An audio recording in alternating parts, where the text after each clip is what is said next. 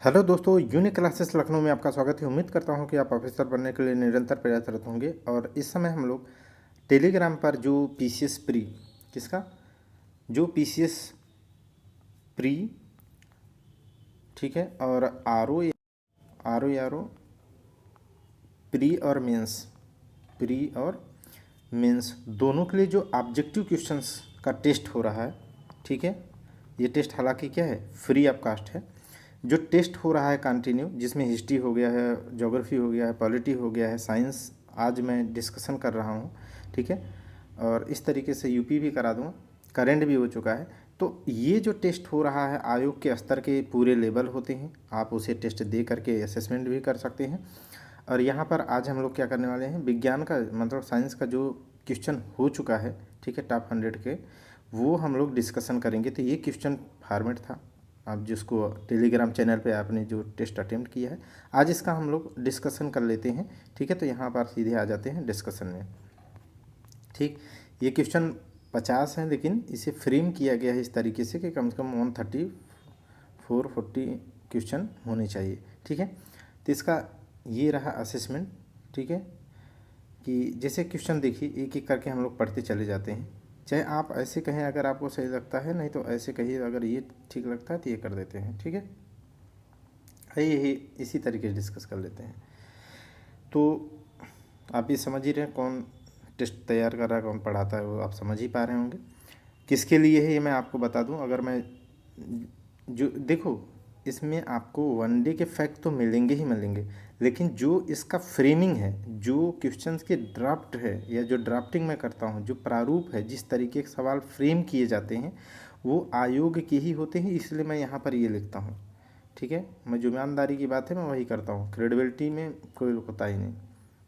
किसके लिए है, बस स्पष्ट बात। देखो प्रश्न पहला क्या है, निम्नांकित में से कौन सा युग्म सुमेलित नहीं है। इसका क्या मतलब है, इसका मतलब ये है कि 3 सुमेलित हैं, उन्हें रटना है। 3 क्या है, सुमेलित हैं, उन्हें रटना है, इसीलिए फ्रेम किया गया है। और एक जो नहीं है उसका आंसर आपको, ठीक है, बताया जाए या पूछा जाए, आप रटेंगे उसको। जैसे पहला देखिए, विद्युत चालक का क्या मात्रक सीमेंस होता है। विद्युत चालकता का क्या मात्रक सीमेंस होता है, तो बिल्कुल सीमेंस होता है, रट लेना है। चुंबकीय फ्लक्स का मात्रक वेबर होता है, 100% वेबर होता है, सही है, रट लो। रेडियो सक्रियता की इकाई यूनिट जो होती है वो बेकुरल होती है, तो 100% ये पीसीएस में आया हुआ है सवाल।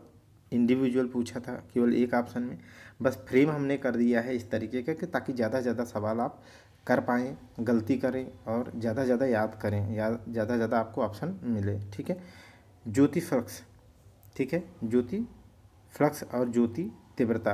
अब आपको ही यहाँ पर, ठीक है, पहले क्वेश्चन में आपसे ये प्रश्न है कि ज्योति फ्लक्स का मात्रक क्या होता है और ज्योति तीव्रता का, ठीक है, ज्योति तीव्रता का वह रहेगा, तीव्रता का, ठीक है। ये क्वेश्चन आपको ही, पहला ही क्वेश्चन आपको कमेंट में लिखना है। क्वेश्चन नंबर 2 देखिएगा, असुमेलित युग्म बताना है, माने 3 सुमेलित हैं, तो क्या योटा जो है 10 के पावर 24 के बराबर होता है, तो बिल्कुल सही है। योटा इक्वल टू क्या होता है, 10 टू पावर 24। योट्टो क्या होता है, योट्टो 24 माइनस में होता है 10 के पावर, बिल्कुल सही है। टेरा क्या होता है, तो टेरा भी 12 होता है पॉजिटिव में, 10 के पावर 12। लेकिन फेंटो जो होता है वो क्या होता है, ये बराबर होता है 10 के पावर -15 के, ना कि +15 के। अब मैं आपको बता देता हूँ, कभी भी आप आए समझ लेंगे। देखो, इधर है योटा, यहाँ पर है टेरा, जिसमें भी आ रहेगा ना, उसकी जितने भी यूनिट आप पढ़ना उसमें पॉजिटिव रहेगा। और जितने भी टो, जैसे योट्टो, फेंटो, पीको, ठीक है, जिस तरीके जितने भी हैं, नैनो, जितने भी हैं आपको मिलेंगे, वो सब क्या है, उस पर 10 की पावर माइनस। तो कभी भी माइनस प्लस का ही लोचा आता है आपके एग्जाम में, अगर आए तो अब आप कर लेंगे इस ट्रिक के माध्यम से। माने ट्रिक क्या है, मतलब एक समझ है। थर्ड देखिए क्या है, थोड़ा बोलने में दिक्कत हो रही है, इसकी वजह से थोड़ी वॉइस अलग आएगी। ध्वनि की चाल सर्वाधिक किसमें होती है, ध्वनि की चाल किसमें सर्वाधिक होती है, इसे बनाते वक्त मैंने, ठीक है, हालांकि जो टेस्ट क्वेश्चन पेपर डाला था उसमें क्या है, उसमें ऑप्शन ही नहीं थी, तो इसे हम लोग यहाँ पर डिस्कशन कर देते हैं कि सबसे ज़्यादा पूछ रहा है कि ध्वनि की चाल कहाँ होती है, तो हम आप क्या है हमेशा स्टील लगा देते हैं, स्टील नहीं है। सबसे ज़्यादा ध्वनि की चाल का किस में होती है, एल्युमिनियम में होती है, फर्स्ट है ये। अब अगर पूछे सेकंड कौन सा है, ठीक है, दूसरे नंबर पे किस में है, तब आप कहना किस में है, स्टील में। दूसरा किस में है, स्टील में, तो ये सेकंड है, ये सेकंड है। थर्ड सबसे ज़्यादा स्पीड किस में आती है, थर्ड किस में आती है, निकिल में, ठीक है। तो ये मैं आपको बताना चाह रहा था, इसीलिए इस तरीके का फ्रेम करता हूँ, इसीलिए फ्रेम होने में क्वेश्चन समय लगता है। क्वेश्चन नंबर 4 देखिएगा, यह कह रहा है कि आपसे कौन सा सुमेलित नहीं है। इसका मतलब 3 सुमेलित हैं, रट लो, जो बताया जाए चौथा भी रट लो।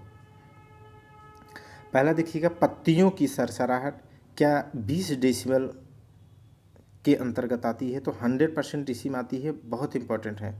जब TET CTET super TET देते हैं ना, तो वहाँ पर भी ये वाली यूनिट वहाँ पर भी बहुत आती है, इंपॉर्टेंट है। और अपने पीसीएस आरओ में तो आती ही आती है, और वहाँ पर बहुत ज़्यादा ये पेपर में आता है कि एक मतलब सी टेट में आई थिंक पूछा था कि एक बाघ है जो बिल्कुल चुपके चुपके कदमों से जा रहा है, या पत्तों की सरसराहट की बात जिक्र किया था, तो ऐसे सवाल आए तो भी क्या है, पत्तियों की सरसराहट 20 डेसिबल के बराबर होती है, 20 डेसिबल के अंतर्गत आती है। और शांत कमरे या कार्यालय की जो ध्वनि होती है वो कितनी होती है, 40 डेसिबल। कितनी होती है, 40 डेसिबल होती है। और जो सामान्य बातचीत होती है हम लोग जो कर रहे हैं वो कितनी है, 60 डेसिबल है, क्योंकि थोड़ी वॉइस लेवल इसमें ज़्यादा होती है।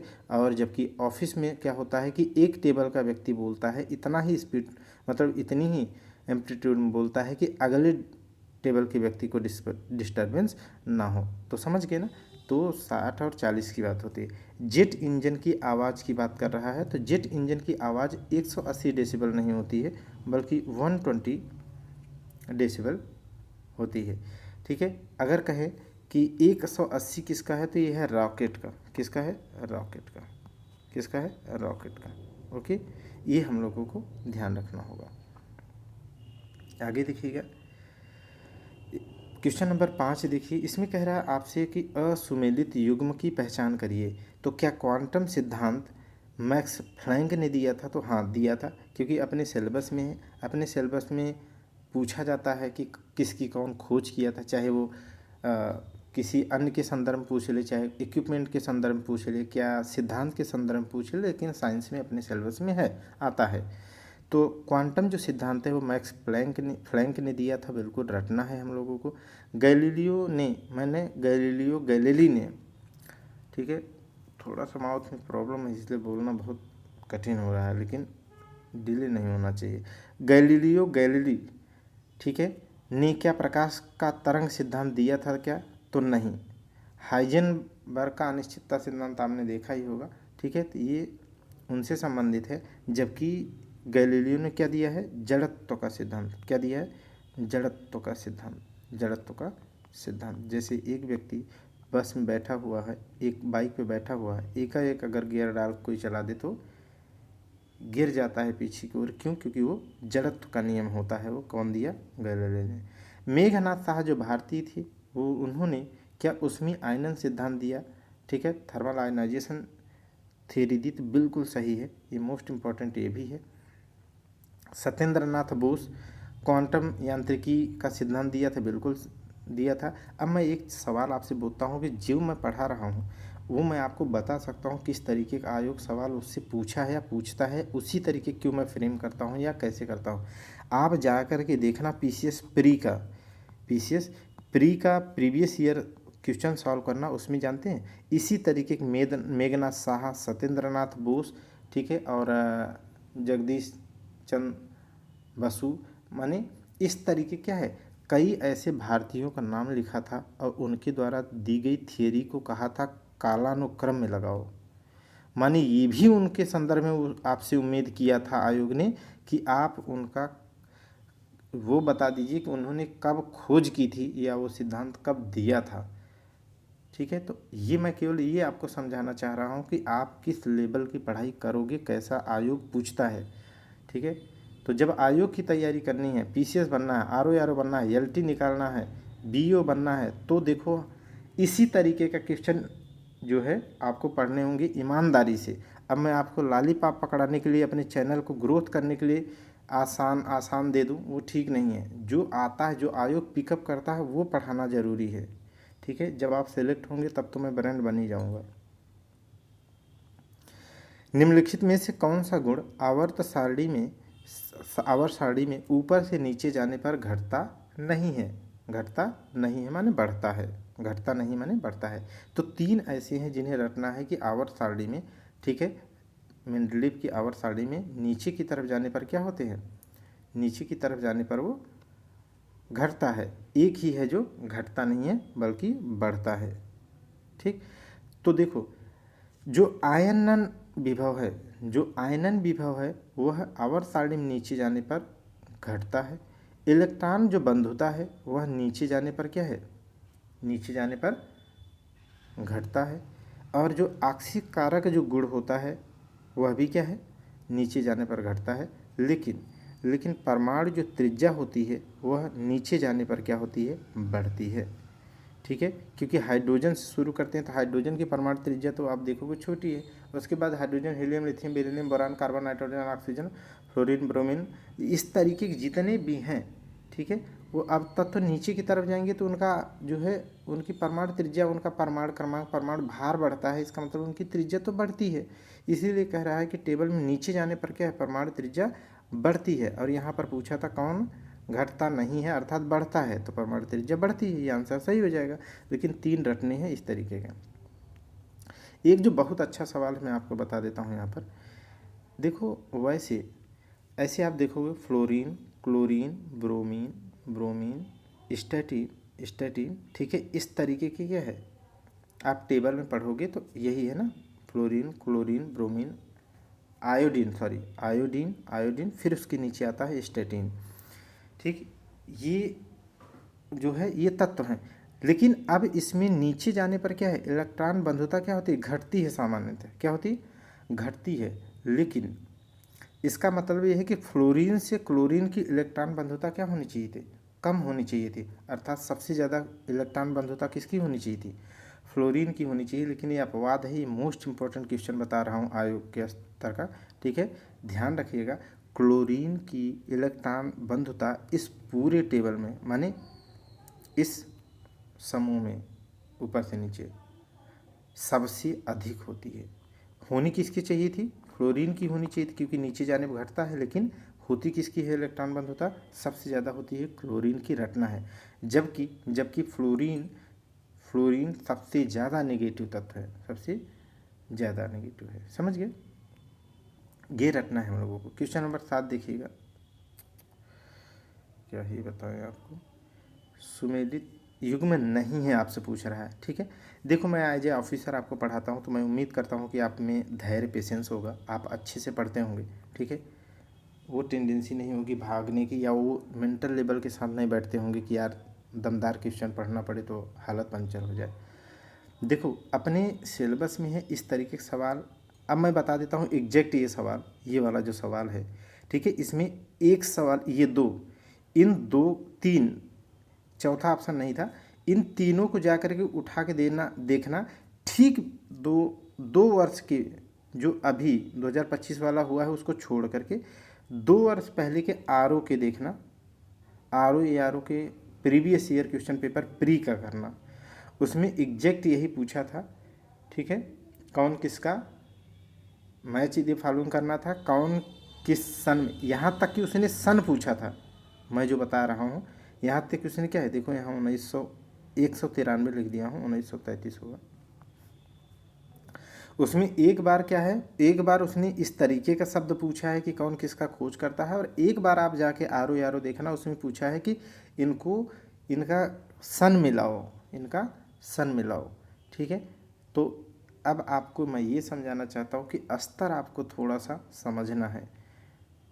ठीक है, जैसे आप कहते हैं कि ये तो क्वेश्चन सर कान से धुआं निकाल रहे थे। अरे भैया इसका मतलब यही है कि हम आपको क्या है और बेहतर पढ़ना होगा, तब जा कर के फाइनल मेरिट में आएंगे। नहीं तो दुविधा में से लटकते रहेंगे। अरे सर बताइए कट ऑफ कितनी जाएगी, अरे सर कट ऑफ कितनी, पूरे 1 महीने आप क्या है भारत के विभिन्न चैनलों पर जाकर के आप केवल और केवल कट ऑफ चेक करने और दुविधा में ही केवल अपना समय जाया करेंगे। जब तक रिजल्ट आएगा देखेंगे, 1.5 महीने में पेपर हो जाएगा, आप सेलेक्ट नहीं होते हैं।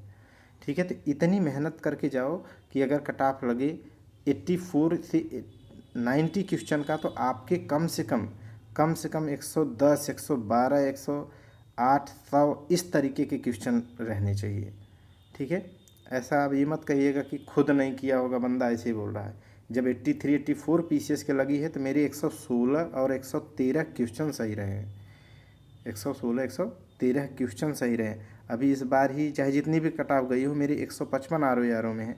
ठीक है, तो ऐसे नहीं मैं बोल रहा हूँ, मैं 7 बार बैक टू बैक अगर क्वालिफाई किया हूँ तो ऐसे नहीं है। मैं अपनी तारीफ के लिए नहीं बोल रहा हूँ, मैं आपको वो बताना चाहता हूँ, आप में वो जुनून पैदा करना चाहता हूँ, ताकि आप क्या है दृढ़ता से जब सोचें कि यार पैर जब निकाल लिया तो फाइनल रिबन को टच करके उस लाइन को फिनिश करके ही समाज में जाएंगे। तो यहाँ पर क्या है, एंटी न्यूट्रॉन या एंटी न्यूट्रिनो की खोज किसने की थी? तो क्वार्क ने। किसने किया था? क्वार्क। अब मैं क्वार्क से रिलेटेड एक सवाल बताता हूँ। क्वार्क और एक चीज़ और है, मुझे वो इस समय एग्जैक्ट याद नहीं आ रही है। क्वार्क और एक और भी है, ठीक है, तत्व। अब अगर ये पेपर में आया था, पीसीएस या आरओ ने पूछा था कि निम्नलिखित में से, आप करना देखो एकदम एग्जैक्ट यही मिलेगा कि क्या लिख दिया, निम्नलिखित में से कौन फंडामेंटल माने मूल तत्व है या मौलिक तत्व है? क्या है? मूल तत्व या मौलिक तत्व है। और उसमें जानते हैं ऑप्शन क्या दिया था? इलेक्ट्रॉन, प्रोटॉन, न्यूट्रॉन और अंतिम में दिया था क्वार्क। अब आप अब तक सुनते होंगे कि यही फंडामेंटल तत्व है, इलेक्ट्रॉन, प्रोटॉन, न्यूट्रॉन। नहीं रे भाई, क्वार्क अब फंडामेंटल, इससे भी आगे की स्टेज है, क्वार्क फंडामेंटल यूनिट हो गई है। और एक और है, वो मुझे एग्जैक्ट याद नहीं आ रहा है, आरओ में आया हुआ है, प्रीवियस ईयर क्वेश्चन पेपर करना, तो उसका जो डिस्क्रिप्शन है, डब्बा है, उसमें देखना, तो सबसे नीचे लिखा है यहाँ क्वार्क, और एक यहाँ पर क्या है, कंपटीशन यूथ में पढ़ोगे तो आपको मिलेगा। 2 हैं, उनको रट लेना है, 2 हैं, रट लेना है। तो मैं आपको बता दिया क्वार्क। तो एंटी न्यूट्रिनो की खोज किसने किया था? कार्क ने किया था। और जो मैं बताया वो क्या है? क्वार्क है। जो तत्व क्या है, इन्हीं के नाम जैसा है, वो है क्वार्क। वो क्या है? क्वार्क। ठीक है, तो एंटी न्यूट्रिनो की खोज किसने की है? कार्क ने। और क्वार्क एक फंडामेंटल एलिमेंट है। पाजीट्रॉन की खोज किसने किया था? तो एंडरसन ने। एंडरसन बहुत पाजी आदमी था। एंडरसन बहुत पाजी आदमी था, तो पाजीट्रॉन। ठीक। मेसान की खोज किसने किया था? तो मेसान की खोज किसने किया था? यूकावा ने। किसने किया था? यूकावा ने। ठीक है, किसने किया? यूकावा ने। एकदम घोंट के पी लो। न्यूट्रिनो की खोज किसने किया था? पावली ने। किसने किया? पावली ने। किसने किया है? पावली ने। ठीक है, ओके। अब बाकी इलेक्ट्रॉन, प्रोटॉन, न्यूट्रॉन की खोज किसने की आप जानते हैं, उसी में न्यूट्रिनो जोड़ दो, मेसान जोड़ दो, पाजीट्रॉन जोड़ दो, एंटी न्यूट्रिनो जोड़ दो। इस तरीके से अपनी नॉलेज को कंसोलिडेट करके एक जगह लिख करके रट डालो, घूंट के पी जाओ। ठीक है, सक्सेस आपके पैर में आएगी अगर आप उससे क्या है बगावत पे उतर जाओ कि ना तुम कितनी बार मुझे या किस तरीके से परेशान कर सकते हो, मैं उससे भी बड़ा हूँ। मानव के सामान्य शरीर में तत्वों की औसत मात्रा का सर्वाधिक मात्रा क्या होती है? मैंने तत्व पूछ रहा है, कोई स्पेसिफिक चीज़ नहीं पूछ रहा है। तो मानव शरीर में सबसे ज़्यादा क्या है, 60% से भी ऊपर क्या होता है? ऑक्सीजन होता है। क्या होता है? ऑक्सीजन होता है। उसके बाद क्या होता है? उसके बाद होता है कार्बन। उसके बाद क्या होता है? कार्बन। उसके बाद क्या होता है? हाइड्रोजन। उसके बाद क्या होता है? उसके बाद होता है कैल्शियम। उसके बाद क्या होता है? फास्फोरस। उसके बाद क्या होता है? फास्फोरस। तो ऑक्सीजन होता है, उसके बाद में ऑक्सीजन के बाद कार्बन, फिर हाइड्रोजन, फिर तब कैल्शियम, फास्फोरस। तो हमें ऑक्सीजन रटना चाहिए। ठीक है, सबसे ज़्यादा ऑक्सीजन। ऐसे ही ज्योग्राफी में आता है कि जो पृथ्वी का भूपर्पटी होती है, ठीक है, जो पृथ्वी का भूपर्पटी होती है, क्रस्ट होती है। अब क्रस्ट का भी जो ऊपरी लेयर होती है, अगर पूछे क्रस्ट में, माने क्रस्ट में पूछता है, क्रस्ट मेंटल कोर में, क्रस्ट में पूछता है कि सबसे अधिक मात्रा में कौन सा तत्व होता है, तो वहाँ पर भी क्या है? ऑक्सीजन होती है। क्या होती है? ऑक्सीजन। अगर पूछ ले, एक बार पूछा हुआ था एग्जाम में कि सर्वाधिक ऑक्सीजन कहाँ पाई जाती है, तो उसमें ऑप्शन लिखा था वायुमंडल। ठीक है, ये ऐसे आप तभी पढ़ सकते हो जब आप एज ए ऑफिसर पढ़ रहे होंगे, नहीं तो कहेंगे कि साइंस की बात में ये बात क्यों बता रहा है बंदा। ठीक है, आपकी भागने की टेंडेंसी नहीं होगी, तभी ऐसी अच्छे से बेहतर लेवल की आप स्टडी कर सकते हैं। वायुमंडल, वायुमंडल ऑप्शन में दिया था और उसी में लिखा था क्रस्ट, उसी में लिखा था क्रस्ट या भूपर्पटी या भूपर्पटी। अब सोचो, पहला ही ऑप्शन देखते ही आदमी क्या मारेगा, वायुमंडल में ऑक्सीजन की मात्रा सबसे अधिक होता है, यही मारेगा। नहीं रे भाई, यहाँ तो महज 21% होता है, जबकि पृथ्वी के क्रस्ट में ऊपरी हिस्से में भूपर्पटी में ऑक्सीजन सबसे ज़्यादा होता है, 40% से भी ज़्यादा होता है, 40% से भी ज़्यादा होता है। कहाँ 21%, कहाँ 40% से भी ज़्यादा। अब सोचो, ये नॉर्मल पढ़ाई करने वाले ने क्या किया होगा, वायुमंडल टिक करके आया होगा, जबकि सबसे ज़्यादा क्या है, क्रस्ट। ऐसे ही मानव शरीर में भी क्या है, आप मारोगे क्या, कुछ भी अन्य मार सकते हो, नहीं, ऑक्सीजन सबसे ज़्यादा होती है। ठीक है, क्वेश्चन नंबर 9 देखिएगा कि तांबे का अयस्क क्या है। देखो, ये अपने सिलेबस में बहुत ज़्यादा आता है भाई, बहुत ज़्यादा आता है, पूछता ही पूछता रहता है। ठीक है, पूछ रहा है कि क्या तांबे का कौन सा अयस्क है, तो कोरंडम। कोरंडम क्या तांबे का अयस्क है क्या, नहीं, कोरंडम है एल्युमिनियम का। किसका है, एल्युमिनियम का। काल्वेराइट या सिल्वेनाइट, काल्वेराइट या सिल्वेनाइट, नाइट, काल्वेराइट या सिल्वेनाइट किसकी अयस्क है, तो एयू, माने किसकी है, सोना का। किसका है, सोना का, रटना होगा। कैल्साइट किसका है, तो कैल्साइट किसका है, कैल्शियम कार्बोनेट, माने कैल्शियम का है। किसका है, कैल्साइट किसका है, कैल्शियम का अयस्क है। किसका है, कैल्शियम का। और जो लिख के काटा हूँ मैं ये कैल्कोसाइट, कैल्कोसाइट किसका है, तो कैल्कोसाइट भी किसका है, तांबे का है। किसका है, तांबे का ही अयस्क है। जबकि इसे काट दिया तो इसका आंसर क्या हो जाएगा, एजुराइट। एजुराइट किसका है, तो तांबे का। किसका है, तांबे का। अगर आप हिस्ट्री मेरे साथ पढ़ें, मैं आपको कहता हूँ ना कि हम ऑफिसर की तरह पढ़ाते हैं, तो आपको 360 अप्रोच के साथ पढ़ाते हैं। हम आपको जब पेपर में पूछे थे आपसे हिस्ट्री में कि चैल्कोलिथिक किसे कहते हैं, तो ताम्र पाषाणकालीन जो सभ्यता थी उसको कैल्कोलिथिक या चैल्कोलिथिक कहते हैं। तो वो किससे बनी थी, तांबा कैल्कोलिथिक, या कैल्कोलिथिक किससे बना, इसी से, कैल्को से ही तो बना है। तो कैल्कोसाइट क्या है, कैल्कोसाइट तांबे का अयस्क है, और कैल्कोलिथिक क्या है, ताम्र युगीन है, या ताम्र पाषाणकालीन जो सभ्यता होती, जैसे हम लोगों ने कहा था बालाथल, गिलुंद, इनाम गांव। ठीक है, ये सब क्या थे, एरड़, ये सब ताम्र पाषाणकालीन साइड थे। तो वही कैल्को की मैं बात कर रहा हूँ, जिससे आप वहाँ का भी लिंक कर सकें और याद कर सकें। क्वेश्चन नंबर 10 देखिएगा, मिश्र धातुओं का सही संगठन सुमेलित नहीं है, ये भी अपने सिलेबस में आता है। मुंज मेटल, तो मुंज मेटल जो है कापर और जिंक का होता है, बिल्कुल सही बात है। पीतल भी कापर जिंक से होता है, सही बात है। तो मुंज मेटल कापर जिंक का होता है 60-40 के रेशियो में। टाइप मेटल किससे होता है, तो सीसा, एंटीमनी और टिन, पीबी, एसएन और एसबी, इनको मिलाकर के क्या है, टाइप मेटल बनता है। टाइप मेटल में पीबी, एसएन और एसबी होते हैं। नाइक्रोम क्या होता है, नाइक्रोम, नाइक्रोम। ठीक है, तो इसमें देखोगे आप तो निकिल हो जाएगा, क्रोमियम हो जाएगा और मैग्नीज हो जाएगा, बाकी लोहा तो होता ही होता है। तो ये इसके नाम से भी आता है, नाइक्रोम में निकिल, क्रोमियम, मैग्नीज और फेरस, लोहा। तो इसे संयुक्त रूप से क्या कहते हैं, नाइक्रोम। क्या कहते हैं, नाइक्रोम, निकिल, क्रोमियम, मैग्नीज और फेरस।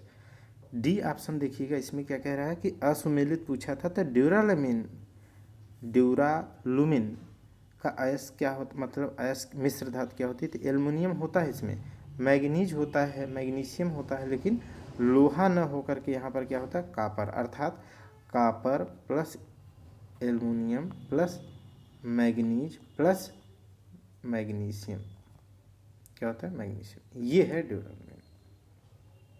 क्या होता है, ड्यूरालुमिन, ड्यूरालुमिन। ठीक है, तो ये हम लोगों को रटना है। अच्छा, ये भी मैं आपको बता दूं कि टेलीग्राम पर जिस तरीके से टेस्ट फ्री ऐपकास्ट हो रहा है तो इसका डिस्कशन यहाँ पर मिल रहा है और इसकी हाईलाइटेड पीडीएफ भी टेलीग्राम चैनल पर जा रही है। आप वहाँ पर लेकर के क्या है 3-4 बार इसे रट लीजिएगा तो कम से कम 150-150 क्वेश्चन हर के रटते चले जाएंगे। तब टेस्ट करेंगे तो कम से कम हज़ारों क्वेश्चन आप बेहतर रट पाएंगे। 10,000 क्वेश्चन रटो। अगर आपको प्री में सिक्योर होकर के मेंस की तैयारी करनी है तो कम से कम 10,000 क्वेश्चन रटो और रट सकते हो, आप में पोटेंशियल है। असुमेलित युग्म की पहचान करें। असुमेलित युग्म की पहचान करिए। तो क्या जिप्सम कैल्शियम सल्फेट होता है? क्या कैल्शियम सल्फेट को जिप्सम कहते हैं? बताइए जल्दी से। 5H2। ठीक है, तो कैल्शियम सल्फेट जिप्सम है क्या? बिल्कुल सही है, जिप्सम को कैल्शियम सल्फेट कहते हैं। नौसादर क्या अमोनियम क्लोराइड है? बिल्कुल अमोनियम क्लोराइड को नौसादर कहते हैं। कास्टिक सोडा सोडियम हाइड्रॉक्साइड होता है NaOH, बिल्कुल सही है। हरा कशिश किसे कहते हैं? तो फेरस सल्फेट को क्या कहते हैं? हरा कशिश। क्या बोलते हैं? हरा कशिश। एक बात मैं आपको जब भी मतलब एक ट्रिक बता देता हूँ, मैंने समझ बता देता हूँ मेहनत का।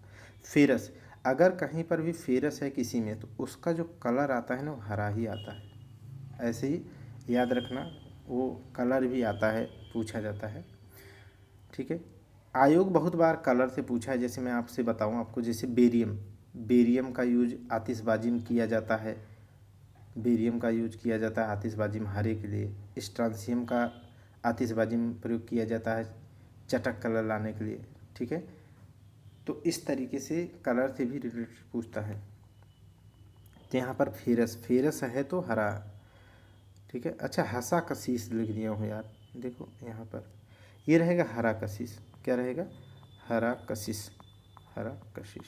ठीक है, अब पीडीएफ में देख करके आप अगर ये डिस्कशन नहीं देखेंगे तो कहेंगे क्या ही लिख दिया है बंदा। ठीक है, चलिए। कॉपर सल्फेट को क्या कहते हैं? कैल्शियम सल्फेट को जिप्सम कहते हैं, जबकि कॉपर सल्फेट को क्या कहते हैं? अच्छा यहाँ पर हमें लग रहा है CaSO कैल्शियम सल्फेट Ca2 रहता है कि Ca रहता? नहीं, ये तो Ca रहेगा। CaSO4 2H2 आई थिंक रहता है जिप्सम में। हाँ, हेमीहाइड्रेटेड होता है ना प्लास्टर ऑफ पेरिस, उसमें आधा रहता है। और कॉपर सल्फेट में 5H2O रहता है। और कॉपर सल्फेट को ही क्या कहते हैं? नीला थोथा। क्या कहते हैं? नीला थोथा। तो 3 ये रटने हैं, चौथा ये रटना है। ठीक है, अब आप पूछोगे क्या आयोग पूछता है क्या? तो आप जाकर के प्रीवियस ईयर क्वेश्चन पेपर देखो, उसमें क्या है, यही पूछा था ना, कास्टिक सोडा और प्लास्टर ऑफ पेरिस और जिप्सम और एक ऑप्शन और था। ठीक है, उसके आगे इसी तरीके से लिखा हुआ था देवनागरी लिपि में कि हेमीहाइड्रेटेड ऐसा कुछ लिखा था सोडियम का। अच्छा हाँ, एक और उसमें ऑप्शन मैं बता देता हूँ क्या था उसमें, खाने वाला सोडा, बेकिंग सोडा, खाने वाला सोडा, कास्टिक सोडा और हेमीहाइड्रेटेड प्लास्टर ऑफ पेरिस, यही 4 ऑप्शन थे। उसको पूछा था आपसे क्या सही नहीं है। ठीक, क्वेश्चन नंबर 12 देखिए, इसमें कह रहा है कौन सा असुमेलित है? कांच का रंग और धातुओं के यौगिक का असुमेलित रंग है।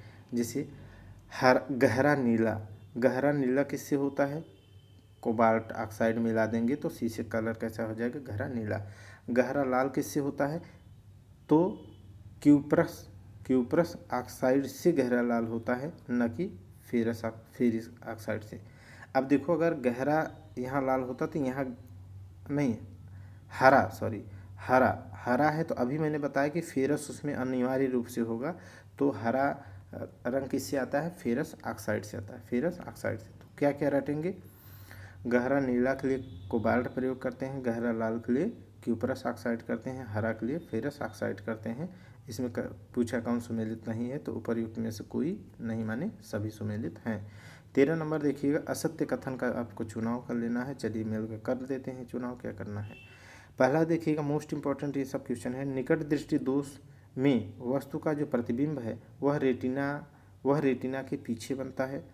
अर्थात इस तरीके से अगर रेटिना है, ठीक है, अगर ये रेटिना है तो क्या उसका जो चित्र है ना, उसका चित्र कह रहा है क्या उसका चित्र यहाँ पीछे बनता है रेटिना पे? देखो, एक अच्छी स्वस्थ आँख है तो उसका प्रतिबिंब कहाँ बनेगा? रेटिना पे। कहाँ बनेगा? रेटिना पे। और अगर उसके पीछे बन गया, अगर उसके पीछे बन गया तो उसे क्या कहेंगे? उसे कहेंगे निकट बन गया तो उसे कहेंगे निकट दृष्टि दोष। और अगर उसके पहले बन गया माने बाहर, रेटिना के बाहर बन गया तो उसे कहेंगे उसको समस्या क्या है? दूर दृष्टि दोष है। क्या है? दूर दृष्टि दोष है। ठीक है। तो यहाँ पर आपसे पूछ रहा है कि निकट दृष्टि दोष में क्या रेटिना पर न बन करके रेटिना के पीछे बनता है? तो अभी मैंने बताया कि रेटिना के पीछे माने पहले ही बन जाता है, तो बिल्कुल सही है। और दूर दृष्टि दोष में रेटिना के बाहर बनता है माने दूर बनता है, तो उसी कहेंगे दूर दृष्टि दोष। और एक स्वस्थ आँख क्या होती है, उसका प्रतिबिंब कहाँ बनता है? तो इस रेटिना पर बनता है, इस रेटिना पर बनता है। ठीक है। और एक में क्या होता है? एक में होता है कि बहुत ज़्यादा फ्लक्चुएशन होता है प्रतिबिंब बनने का, तो उसे कहते हैं कि एक जगह फिक्स ना हो पाना, उसे कहते हैं अबिंदुकता। क्या कहते हैं? स्टिग्मेटिज्म। अबिंदुकता को क्या कहते हैं? स्टिग्मेटिज्म। उसके लिए जो वो चश्मा का लेंस प्रयोग कर लेते हैं स्टिग्मेटिज्म या अबिंदुकता के लिए, वो बेलनाकार। कैसा करते हैं? बेलनाकार। ठीक है। चलिए आगे देखिएगा। जरा दृष्टि दोष में तो अवतल और उत्तल दोनों यूज कर देते हैं। 14 नंबर का क्वेश्चन देखिएगा कि सुमेलित नहीं है, तो 3 सुमेलित है, पहले उनको रट लो। अवरक्त किरणों की खोज क्या हर्षेल ने किया था? तो 100% रट लो। ठीक है। और दीर्घ रेडियो तरंगों की खोज क्या हेनरिक हर्ट्ज ने किया था? क्या नहीं, हर्ट्ज ने किया था लघु तरंगों का। किसका किया था? लघु तरंगों का। किसकी किया था? लघु तरंगों का। मैं आपसे पूछता हूँ कि क्या दीर्घ तरंगों की खोज मार्कोनी ने किया है या किसने किया है? ये बताओ। ठीक है। 2 क्वेश्चन पूछा हूँ और ज़्यादा नहीं पूछूंगा। ठीक है, क्योंकि बाकी बताने का उद्देश्य है। पराबैंगनी किरणें किसने खोज किया है? तो रीटर ने किया है। गामा किरणों की खोज किसने किया है? पाल बिलार्ड ने किया है। मैं आयोग के क्वेश्चन पर जाकर के बताता हूँ। आयोग ने सबसे ज़्यादा, अगर इन सभी किरणों में सबसे ज़्यादा बार अगर किसी के बारे में पूछा है खोजकर्ता के रूप में, तो हमेशा वो एक्स किरणों के बारे में पूछा है। जाकर के आप प्रीवियस ईयर किए होंगे या करते होंगे तो कहते होंगे कि हाँ ये बात तो बिल्कुल 100%। सबसे ज़्यादा बार अगर उसने पूछा है तो एक्स किरणों के बारे में पूछा है, जिसके खोजकर्ता कौन है? रॉन्टजन है। कौन है? रॉन्टजन है। ठीक है। कौन है? रॉन्टजन है। तो हमें कहने का मतलब ये है कि हमें इससे सीखना है कि एक्स किरणों की खोज अगर पूछा है तो अन्य के बारे में पूछा जा सकता है, इसलिए रटना है।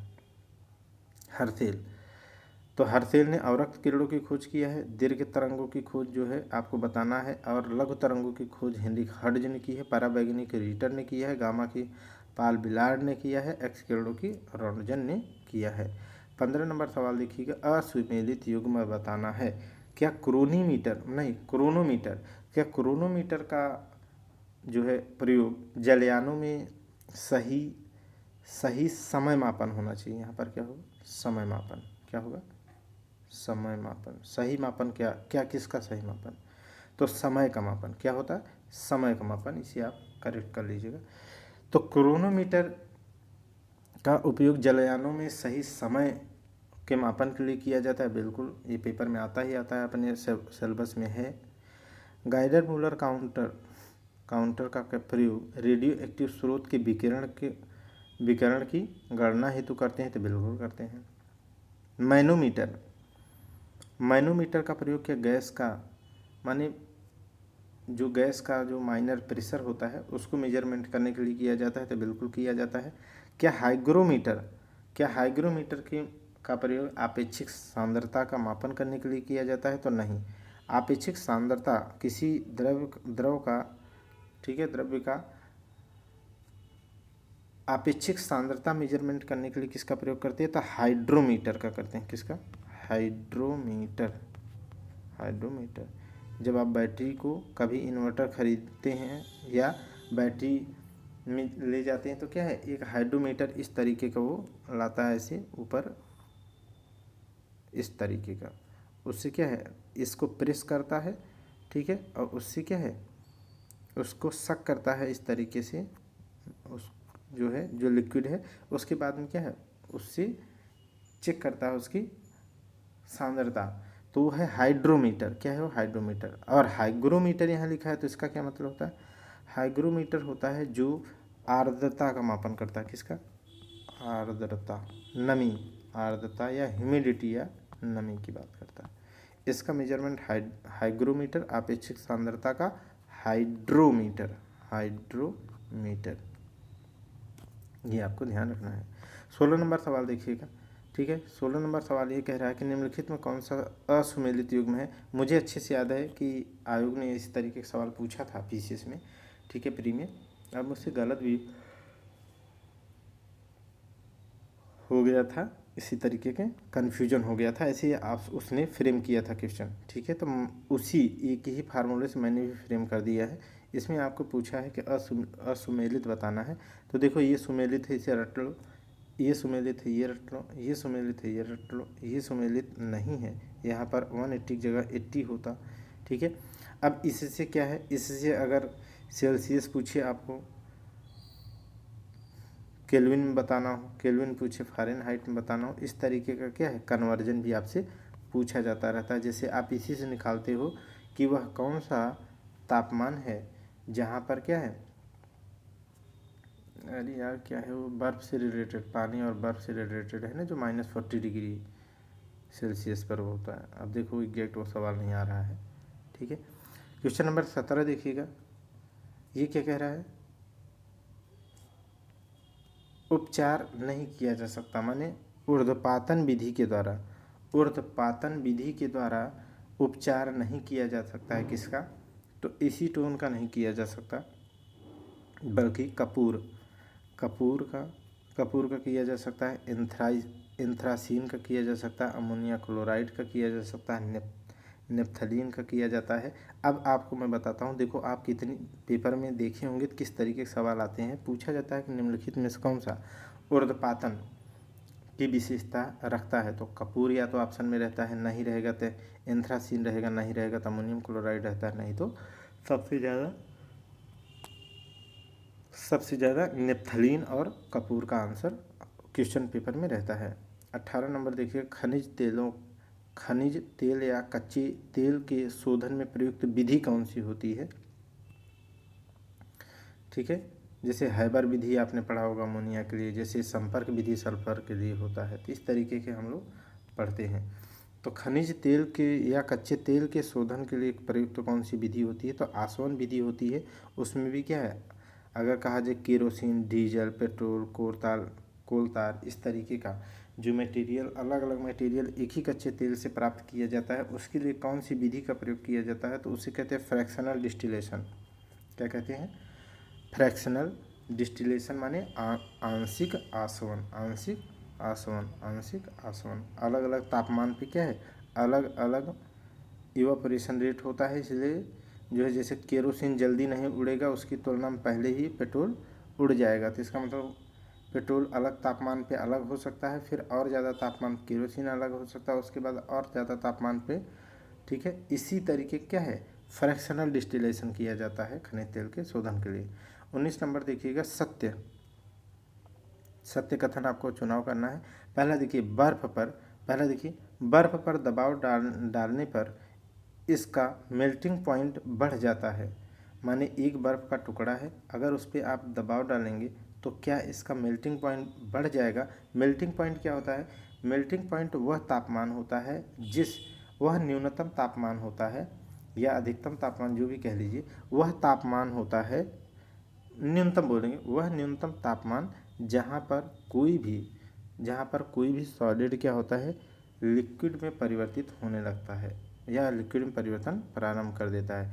तो ये कह रहा है कि एक बर्फ़ का टुकड़ा है, उसको अगर आप दबाव डालते हो तो क्या इसके पिघलने की दर में क्या अंतर आएगा? क्या इसका मेल्टिंग पॉइंट बढ़ जाएगा, माने अब ज़्यादा तापमान देने पर ये पिघलेगा, या घट जाता है कि कम तापमान पर ही अब ये पिघल जाएगा दबाव दे करके? तो ये बढ़ नहीं जाता, बल्कि क्या है, घट जाता है। क्या होता है? घट जाता है। इसका क्या मतलब है? इसका मतलब ये है कि एक बर्फ़ का टुकड़ा नॉर्मल प्रेशर पे, मतलब प्रकृति में ऐसे ही रखा है, तो वो जो है जिस रेट से पिघलेगा, अगर उसे और जल्दी पिघलाना है तो आप क्या कर दो, प्रेशर इंक्रीज कर दो। उस पर क्या है, किसी चीज़ से दबाव डाल दोगे, प्रेशर दे दोगे तो जल्दी क्या हो जाएगा, पिघल जाएगा। क्यों? क्योंकि उसका मेल्टिंग पॉइंट क्या हो जाता है, घट जाता है। अब बहुत कम ही तापमान पे आसानी से क्या हो जाएगा, पिघल जाएगा। तो ये मतलब है इसका सही से। तो ये स्टेटमेंट गलत हो गया, यहाँ बढ़ना की जगह घटना होना चाहिए। मोम अथवा तांबा पर दबाव बढ़ाने पर क्या उसका मेल्टिंग पॉइंट घट जाता है? तो नहीं, बढ़ जाता है। एक चीज़ मैं आपको बता दूं यहाँ से एक फैक्ट और, जितने भी जो भी ऐसे पदार्थ होते हैं जो पिघलने पर जिनका आकार बढ़ाओ नहीं, जो ऐसे पदार्थ जो पिघलने के बाद उनके आयतन में क्या हो जाती है, आयतन में वृद्धि हो जाए, आयतन में वृद्धि हो जाए, किसी की भी कभी भी किसी की भी हो, ठीक है, यदि ऐसा होता है तो उसमें ये पहला फैक्ट काम करेगा कि बर्फ़ पर जैसे है, तो इसका मतलब ये है कि जिसका भी पिघलने के बाद उसका आयतन अगर बढ़ जाता है तो उस पर दबाव अगर बढ़ाओगे तो उसका मेल्टिंग पॉइंट घट जाएगा। क्या होगा, बर्फ़ की तरह क्या होगा, घट जाएगा। अब इसका प्रमाण देख लो, क्या बर्फ़ पिघलने के बाद उसका आयतन बढ़ जाता है कि नहीं? बर्फ़ पिघलने के बाद नहीं, उसका आयतन घट जाता है। सॉरी, देखिए जो बात मैं बोला हूँ, ठीक है, क्योंकि आयतन घटता है, बर्फ़ का आयतन घटता है, तो जिनका आयतन घटता है, बढ़ता नहीं, घटता है, उनमें ये वाला कॉन्सेप्ट काम करेगा अभी जो मैंने बताया, और जिनका बढ़ता है उनमें ये काम करेगा। ठीक है, ओके। जैसे आप देखोगे तो मोमबत्ती, जो मोम होती है मोमबत्ती, वो पहले ऐसे पतली सी रहती है, लेकिन जब वो पिघलती है तो उसका आकार क्या हो जाता है, आयतन उसका बढ़ जाता है, उसका आयतन बढ़ जाता है। लेकिन पानी क्या होता है, पानी कम रहता है, और जब वो सॉलिड में जाता है तब उसका आकार क्या है, ब्लॉक बड़ा हो जाता है, यानी आयतन बढ़ जाता है बर्फ़ बनने के बाद। तो ये इसका कॉन्सेप्ट है, ये जानते रहिएगा। अच्छे से नहीं सुनेंगे तो देखो इतना उसको मैं बोला तो कन्फ्यूजन हो जाता है ना, तो इसलिए आप ध्यान से सुनिएगा। वैसे भी मैं आपको ग्रेजुएट लेवल का प्रिपरेशन करने वाला मान के पढ़ाता हूँ, इसलिए आप समझ सकते हैं और बेहतर पढ़ेंगे। तो ये चीज़ हो गया। तो इसमें क्या है, पूछा था कि निम्नलिखित में से कौन सा, अच्छा हाँ, अभी अगला क्वेश्चन है, कह रहा है इसमें कौन सा सही कथन है, दाब बढ़ाने पर द्रव का क्वथनांक बढ़ जाता है और दाब घटाने पर द्रव का क्वथनांक घट जाता है। क्या स्टेटमेंट सही है? ठीक है, तो ये बिल्कुल सही है, मैं आपको अभी समझाता हूँ। दूसरा देखिएगा, धातुओं में अशुद्धियाँ मिला दिए जाने पर उसका गलनांक मेल्टिंग पॉइंट घट जाता है। ये सही है, बिल्कुल सही है। मैं आपको बताता हूँ, ये पहला वाला स्टेटमेंट, जैसे एक कुकर ले लो, एक क्या है, कुकर, ठीक है। अगर कुकर को क्या है, आप चढ़ाते हो और उसका ढक्कन मत लगाना। अगर आप ढक्कन नहीं लगाते हैं कुकर का, ठीक है, ढक्कन नहीं लगाते हैं, तो ये क्या है, आपके कुकर का जो पानी है या जो कोई भी चीज़ आप रखे हो वो बहुत जल्दी क्या होने लगेगा, उबलने लगेगा। क्या होता है, उबलने लगता है, ठीक है। जबकि जबकि जबकि अगर इसका ढक्कन लगा दो, जबकि इसका क्या कर दो, अगर इसमें ढक्कन लगा दो, ठीक है, अगर कुकर का क्या है, ढक्कन चढ़ा दोगे, तब ये क्या है, जितने तापमान पर ये उबलने लगा था अब उससे ज़्यादा तापमान पर ये उबलेगा। माने अब ज़्यादा तापमान क्या करेगा, वो अपने अंदर अब्जॉर्ब करेगा, उसके बाद उसमें उबाल आएगी, उसके बाद उसमें उबाल आएगी। समझ गए कि नहीं? तो ये प्रेशर कुकर का काम है। इसका क्या मतलब है, इसी चीज़ को मैं आपको समझाऊं, ठीक है।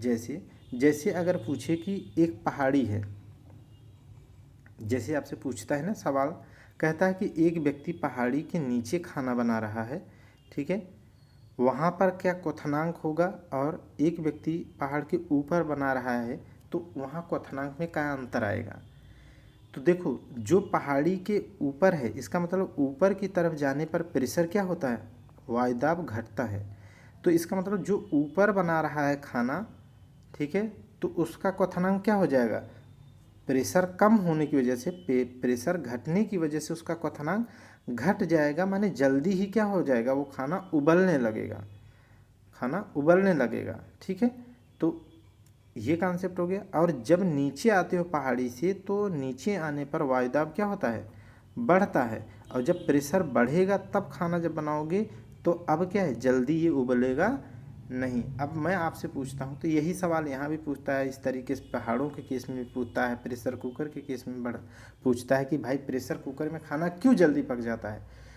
इसीलिए पक जाता है क्योंकि अब खाना क्या है, खाने में ज़्यादा देर तापमान, खाना के माने कुकर के अंदर का जो मटेरियल है वो तापमान ज़्यादा अपने अंदर बियर करता है, तब जा कर के उबलता है, इसलिए वो जल्दी पक जाता है। और ऐसा क्यों होता है, क्योंकि प्रेशर इंक्रीज हो जाता है, इसलिए क्वथनांक बिंदु उसका क्या हो जाता है, बढ़ जाता है।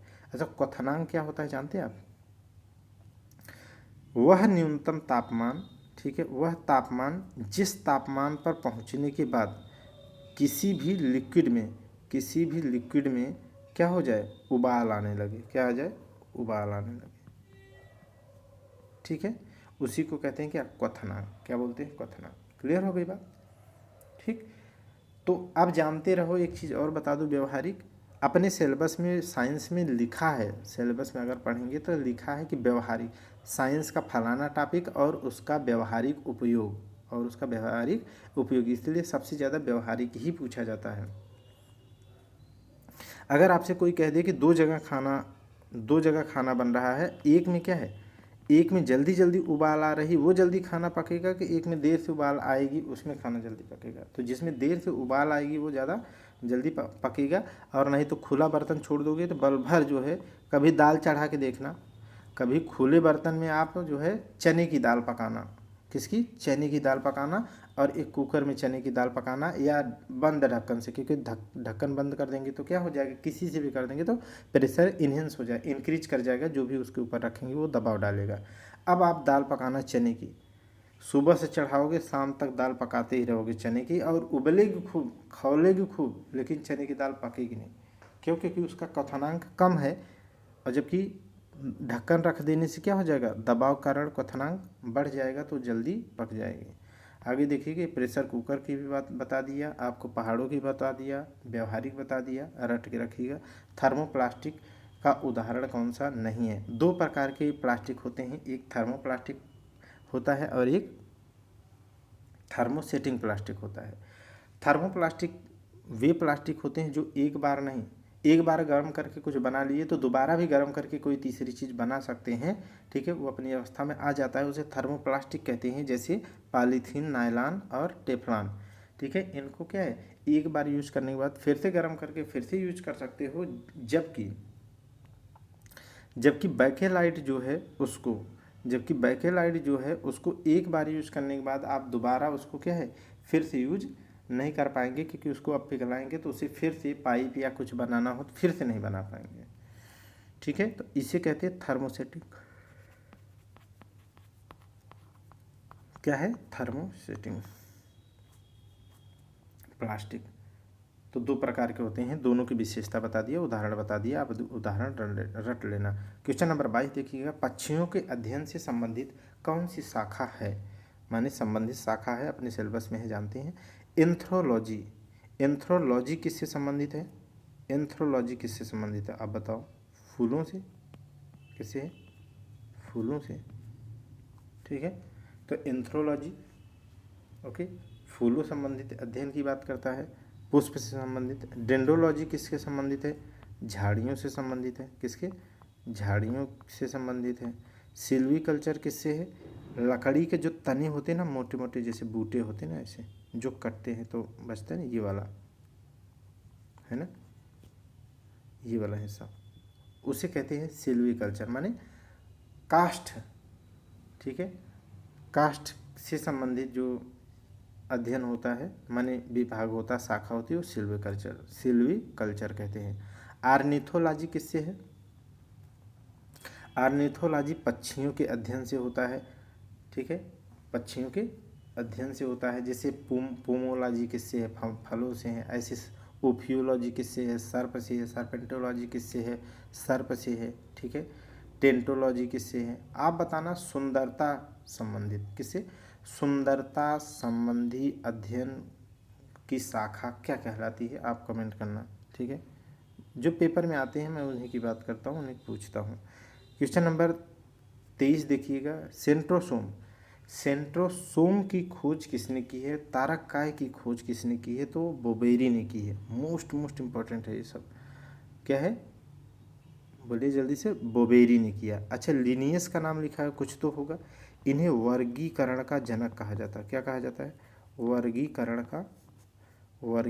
का जनक कहा जाता है। ठीक है। जैसे आप देखोगे तो एक पादप जगत है और एक जंतु जगत है, तो वही वर्गीकरण का जनक किसे कहा जाता है? तो लिनियस को। और अगर पूछे वर्गीकरण में 5 प्रकार से वर्गीकरण किसने किया, 5 प्रकार में वर्गीकरण किसने किया, तो मोस्ट इम्पॉर्टेंट है, मोस्ट इम्पॉर्टेंट है विटेकर ने। किसने? विटेकर। ठीक है। तो इन्होंने भी क्या है, इन्होंने भी जो है वर्गीकरण किया है, जिसमें हम लोग जीव मतलब जंतु, वनस्पति, कवक, ठीक है, इस तरीके से हम लोग पढ़ते हैं। आगे देखिएगा, क्वेश्चन नंबर 24 में क्या है? कौन सा सुमेलित नहीं है, अर्थात यहाँ रोग है, यहाँ पर कवक, माने कौन सा रोग किस कवक से होता है, 3 रटना है, और कौन सा नहीं होता उससे सही से बनाना।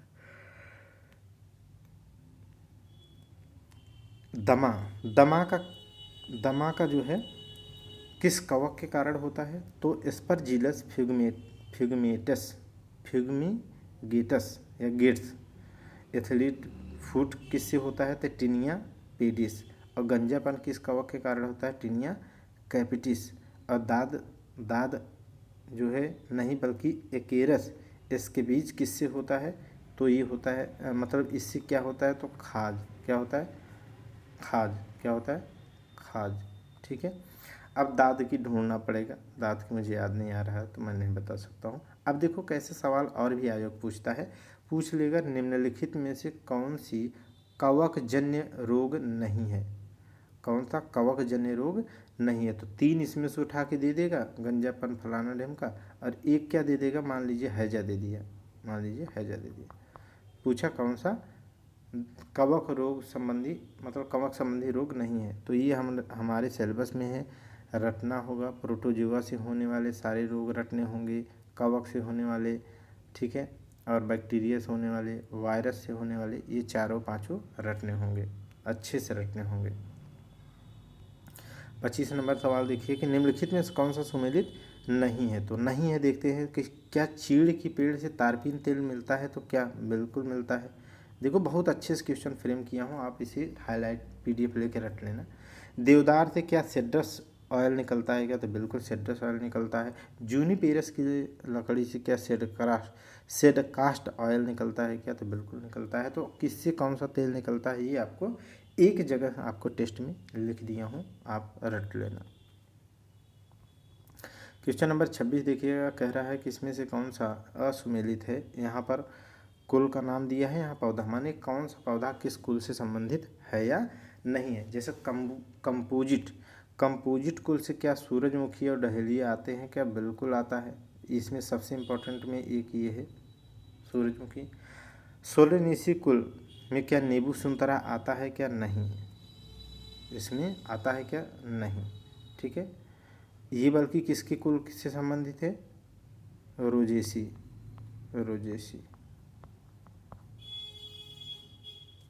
ठीक है। माने नींबू संतरा क्या है? रोजेसी नहीं यार, रोजेसी में तो सेब आता है, रोजेसी में सेब आता है, सॉरी, रोजेसी कुल में सेब आता है। ठीक है। नींबू संतरा रोजेसी में नहीं आता। देखो मुझे अच्छे से नींबू संतरा याद है, लेकिन याद ही नहीं आ रहा है। मालवेसी कुल में क्या आता है? भिंडी कपास आता है। तो भिंडी कपास आता है। मैं एक बात मैं आपसे कहूँगा, कपास इसे घोंट के पी लेना। यहाँ नींबू संतरा संबंधित भी रटना है, यहाँ सूरजमुखी रट लेना। ठीक है। और ग्रेमनी कुल से क्या संबंधित है? तो ग्रेमनी कुल से संबंधित गेहूँ, चावल, गन्ना इत्यादि हैं। ठीक है। तो सोलेनेसी से क्या है मैं वो बता दूँ, तो आलू, बैंगन, टमाटर, ये सब किस कुल से संबंधित है? सोलेनेसी से। किससे है? सोलेनेसी से। 27 देखिएगा, सुमेलित युग्म नहीं है। ठीक है, बोलने में दिक्कत हो रही है इसीलिए थोड़ा सा एनर्जी लेवल में थोड़ा सा अंतर आपको दिखेगा, बाकी आप स्मूथ पढ़िएगा, सो मत जाइएगा। 27 नंबर में सुमेलित युग्म बताना है तो कंद, कंद माने ट्यूबर, क्या आलू संबंधित है? तो बिल्कुल, जो आलू होती है वो एक तना है और तना उसको क्या कहते हैं? कंद या ट्यूबर। क्या बोलते हैं? कंद या ट्यूबर। प्रकंद जो राइजोम कहा जाता है, तो क्या वो हल्दी अदरक जो होते हैं वो क्या प्रकंद या राइजोम होता है? बिल्कुल सही है। घनकंद, घनकंद या कॉर्न जो होता है वो केसर या बंडा होता है क्या? तो बिल्कुल केसर या बंडा होता है। केसर का मतलब जानते हैं आप? इसमें किसकी केसर की बात कर रहा है? केसर का मतलब ये जो आप नीचे देखोगे ना उसकी जड़, ठीक है, जो बिकती है माने उगाने के लिए, इसकी बात कर रहा है कि वो कैसी होती है। तो वो बंडा की तरह केसर भी होती है, अर्थात घनकंद होती है। क्या होती है? घनकंद होती है। ठीक है, जबकि सल्ककंद, सल्ककंद कह रहा है लहसुन होती है, तो लहसुन प्याज सल्ककंद ही है। बिल्कुल इस तरीके से क्या है? सभी सुमेलित हैं। क्या है? सभी सुमेलित हैं। ठीक, आगे देखिएगा। 28 नंबर सवाल आपसे पूछा जा रहा है कि अनिषेक फल क्या है? तो अनिषेक फल का मतलब ये होता है कि बिना निषेचन के, बिना परागकण के, बिना बीजांडसन के उपयोग के ही कुछ, ठीक है, कुछ फलों का निर्माण हो जाता है। इसमें से कौन सा नहीं है पूछ रहा है। तो केला अनिषेक फल है, नारंगी अनिषेक फल है, अंगूर अनिषेक फल है, जबकि नींबू ऐसा नहीं है, माने नींबू निषेक फल है। अच्छा, आप ये बताओ कि बिना निषेचन के, अर्थात बिना निषेक के, बिना परागण के, ठीक है, जो फल पैदा होगा तो क्या उसमें, सॉरी, क्या उसमें जो है बीज होगा? भाई वो निषेचन करके बना ही नहीं है, अनिषेक फल है, तो उसमें बीज सामान्यतः नहीं होता है। जैसे केला, नारंगी, अंगूर, समझ गए कि नहीं? अभी मत कहना कि एक अंगूर बड़ा बड़ा मैंने खाया लंबा लंबा उसमें बीज होता है। ठीक है, तो पूर्ण विकसित बीज इस तरीके के नहीं होते। जबकि नींबू में क्या है? नींबू निचोड़ के देखे होंगे तो इस तरीके से क्या है? बीज आपको देखने को मिलता है। 29 नंबर देखिएगा, ये कह रहा है आपसे कि वन अनुवांशिकी तथा वृक्ष प्रजनन केंद्र कहाँ स्थित है? तो मोस्ट इम्पॉर्टेंट है। मैं आपको बताया हूँ ना, संस्था एवं संगठन, ठीक है, ROPCS दोनों में ही या अन्य जितने भी आयोग के सवाल हैं उनमें यह सिलेबस में दे रखा है। और मैं आपको अपने YouTube चैनल पर, ठीक है, करा भी चुका हूँ बहुत अच्छे से, संस्था और संगठन ट्रिक के माध्यम से। आप वहाँ देख सकते हैं प्लेलिस्ट में जाके। तो इसका आंसर क्या होगा? वन अनुसंधान एवं वृक्ष प्रजनन संस्थान कहाँ पर है? तो कोयम्बटूर, केरल में। कोयम्बटूर, केरल। आगे देखिएगा, 30 नंबर सवाल क्या कह रहा है? पादप हार्मोन पौधों की शीर्ष प्रमुखता, निम्नलिखित में से कौन सा पादप हार्मोन शीर्ष प्रमुखता के लिए तथा पार्श्विक कलिकाओं की वृद्धि को रोकने के लिए उत्तरदायी होता है? इसका मतलब क्या होता है? इसका क्या मतलब है ये बताओ? ये कहना क्या चाहता है? तो इसका ये मतलब है, ठीक है, इतना ज़्यादा कोई बेंट नहीं होता है पेड़, ठीक है, इस तरीके से बता देते हैं, ठीक है। अच्छा, इसमें ऐसे बताएंगे तो ज़्यादा बड़ा पेड़ नहीं लेना है, इस तरीके से आप देखो, ठीक है, इस तरीके मान लो। तो अब ये जो पेड़ है, ठीक है, इसका मुख्य तना ये है, इसके आसपास जो कलिकाएं, मतलब जो पेड़ की शाखाएं निकलती हैं, इन शाखाओं को रोकने का काम कह रहा है कौन करता है?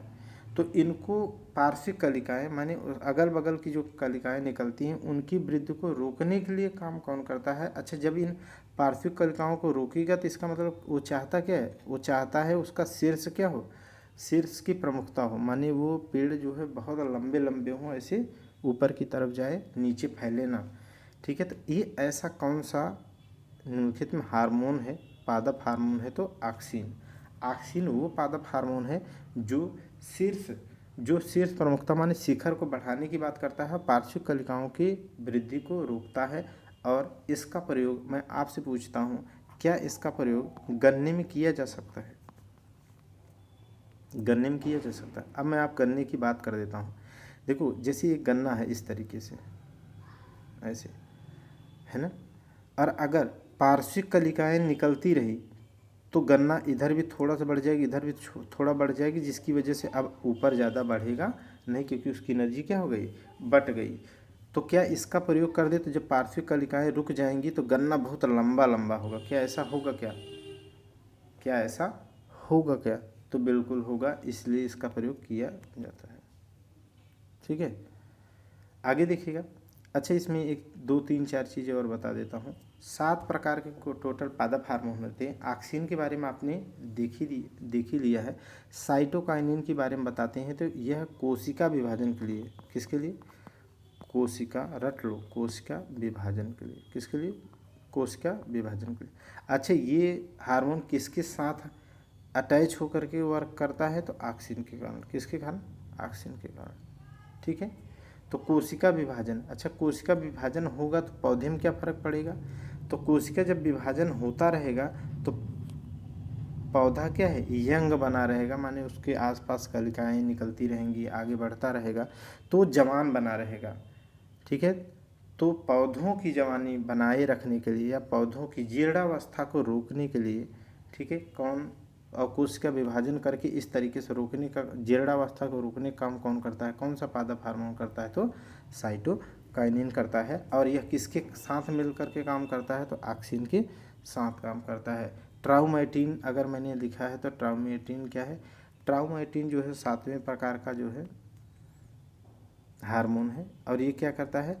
जो जैसे किसी ने पौधे में क्या कर दिया, जैसे किसी ने पौधे में क्या कुल्हाड़ी मार दिया, तो घायल तो हो गया ना पौधा। अब उस पौधे की घायल जो कोशिकाएं हैं, जो घायल कोशिकाएं हैं, उन घायल कोशिकाओं की मरम्मत करने का काम कौन हार्मोन करता है? ठीक है, और क्या है? Abscisic acid. यहाँ पर क्या है? एब्सिसिक माने, ठीक है, यह वह हार्मोन है जो किसी भी सीड्स को क्या करता है? सुषुप्त अवस्था में रखता है। क्या करता है? सुषुप्त। ठीक है, माने सुषुप्तावस्था, इसका मतलब क्या है? उसमें अंकुरित उनको होने से रोकता है। कौन? Abscisic acid. क्या है? एब्सिसिक। ऐसे ही एक हार्मोन है इथिलीन। क्या है? इथिलीन। इथिलीन एक हार्मोन है जिसके बारे में 2 बातें पूछी जाती है। एक तो ये किसके लिए हार्मोन स्रावित होता है पौधों में? तो फलों को पकाने में। किसके लिए? फलों को पकाने के लिए इथिलीन का प्रयोग किया जाता है आज भी। और एथिलीन एक क्या है? ऐसा हार्मोन है जो लिक्विड, ठीक है, नहीं, एथिलीन जो है लिक्विड नहीं, गैस के रूप में। यह हार्मोन क्या है? गैस के रूप में होता है। ठीक, ये बात ध्यान रखना है। और फूल खिलाने वाला हार्मोन कौन सा है? आप चाहे तो बता सकते हैं, बाकी 7 आपको रटने हैं। विषाणुओं से होने वाले पादप रोगों की का सुमेलित युग्म नहीं है, माने 3 उससे होते हैं। तंबाकू का जो मोज़ेक रोग होता है, ठीक है, विषाणु माने क्या होता है? वायरस। तो वायरस से होने वाले प्रमुख जो है युग्म कौन से हैं? तो तंबाकू में क्या मोज़ेक रोग लगता है क्या, जो वायरस से होता है? हाँ, तंबाकू में मोज़ेक रोग होता है जो वायरस से होता है। बंची टाप क्या बनाना में होता है? बिल्कुल बनाना में होता है। किसके लिए होता है?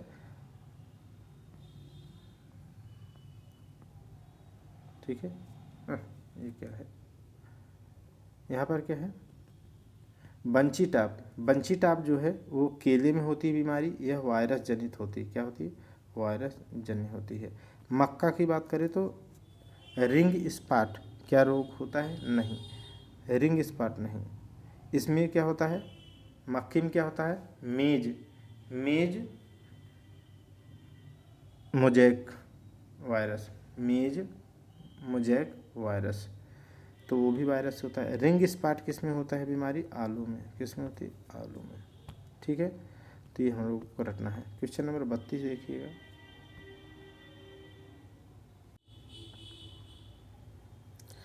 क्वेश्चन नंबर 32 देखिएगा, इसमें से कौन सा बैक्टीरिया या जीवाणु जो मृदा में उपस्थित नाइट्रोजन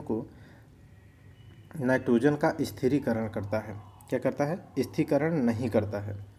माने कौन सा बैक्टीरिया ऐसा है जो मृदा में उपस्थित नाइट्रोजन का स्थिरीकरण नहीं करता है।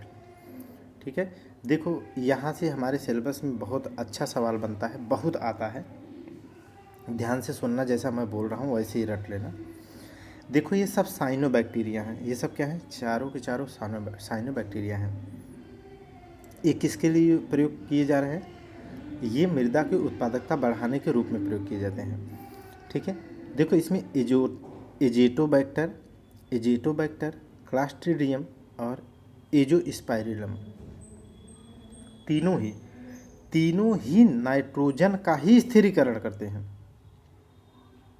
ठीक है, ये नाइट्रोजन का ही स्थिरीकरण करते हैं, लेकिन ये जो मृदा में उपस्थित जो नाइट्रोजन होती है, ठीक है, उसका क्या करते हैं, उसी को स्टोर करते हैं, उसी का स्थिरीकरण करते हैं।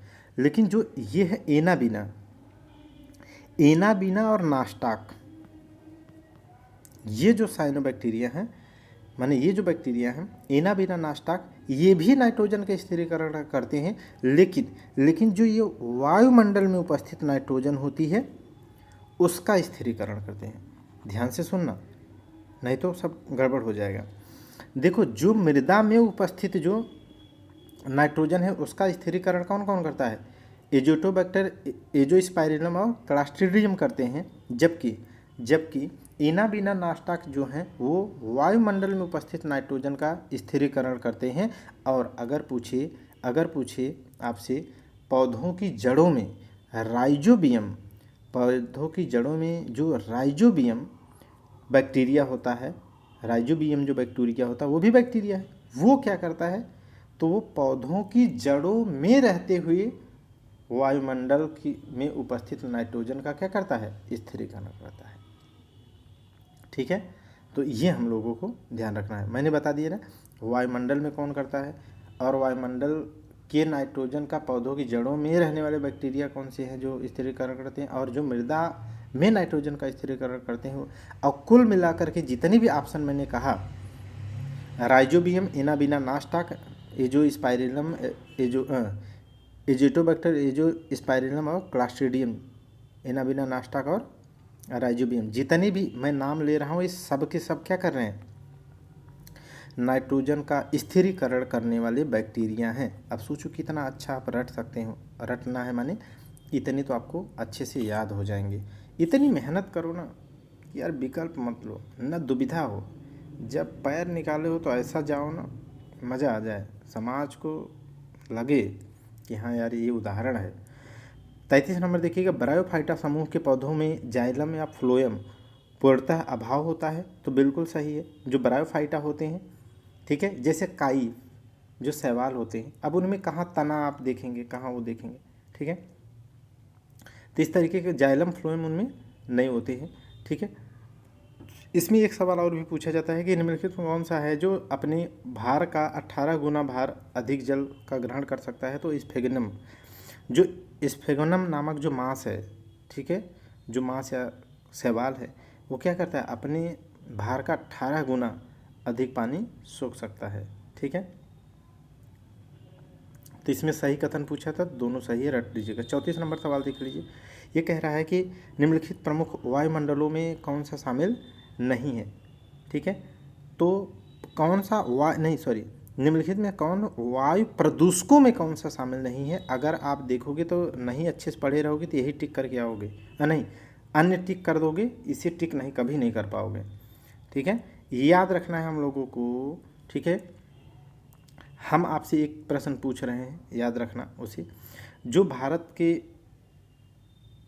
में जो वायु प्रदूषण रिपोर्ट जारी की जाती है, वायु प्रदूषण का रिपोर्ट जारी करी जाती है ना, कि कौन सा जिला, कौन सा राज्य सबसे स्वच्छ है, कौन सी राजधानी जो है सबसे प्रदूषित है, उसमें आप देखना, मैं एग्जैक्ट बता रहा हूँ, उसे रट लेना। 8 वो कौन कौन से गैस और मटेरियल हैं, कितने होते हैं, 8 ही होते हैं, 9वां मत लगाना। किसको किसको क्या है शामिल किया जाता है, क्या उसमें CO2 शामिल है कि नहीं है। तो मैं बता देता हूँ नहीं है, इसीलिए सवाल बहुत बार आयोग पूछा है कि वायु प्रदूषकों में कौन सा शामिल नहीं किया जाता है, तो CO2 शामिल नहीं किया जाता है। इसका मतलब उन 8 में से वायु प्रदूषण मेजरमेंट में जो 8 को शामिल किया जाता है उसमें अमोनिया है, सल्फर डाइऑक्साइड है, नाइट्रोजन के ऑक्साइड NO और NO2 है, क्या कार्बन डाइऑक्साइड है, नहीं है। तो चाहे उस तरीके से पूछे चाहे इस तरीके से पूछे, आपको रटना है और 8 के 8 आपकी जुबान पर होनी चाहिए। 35 नंबर देखिएगा कि सामान्यतः क्या होते हैं, जो सरीसृप होते हैं, रेप्टाइल जो रेंग कर चलते हैं, उनका हृदय कैसा होता है, 3 वेशमी होता है, माने 3 कोष्ठी होता है, 3 चैम्बर होते हैं उसमें। जबकि कौन सा एक ऐसा है इसमें जो जिसका 4 चैम्बर होता है, 4 कोष्ठी होता है हृदय, जैसे हम मनुष्यों का या पक्षियों का 4 चैम्बर होता है ना हम लोगों का, ऐसे यहाँ पर क्या है 4 चैम्बर होता है ना, 2 अलिंद होते हैं और 2 निलय होते हैं, तो 4 चैम्बर ऐसा, माने सामान्यतः रेप्टाइल्स के तो 3 चैम्बर होते हैं हृदय, लेकिन एक का ऐसा है जो 4 चैम्बर होते हैं, तो मगरमच्छ रेप्टाइल्स का 4।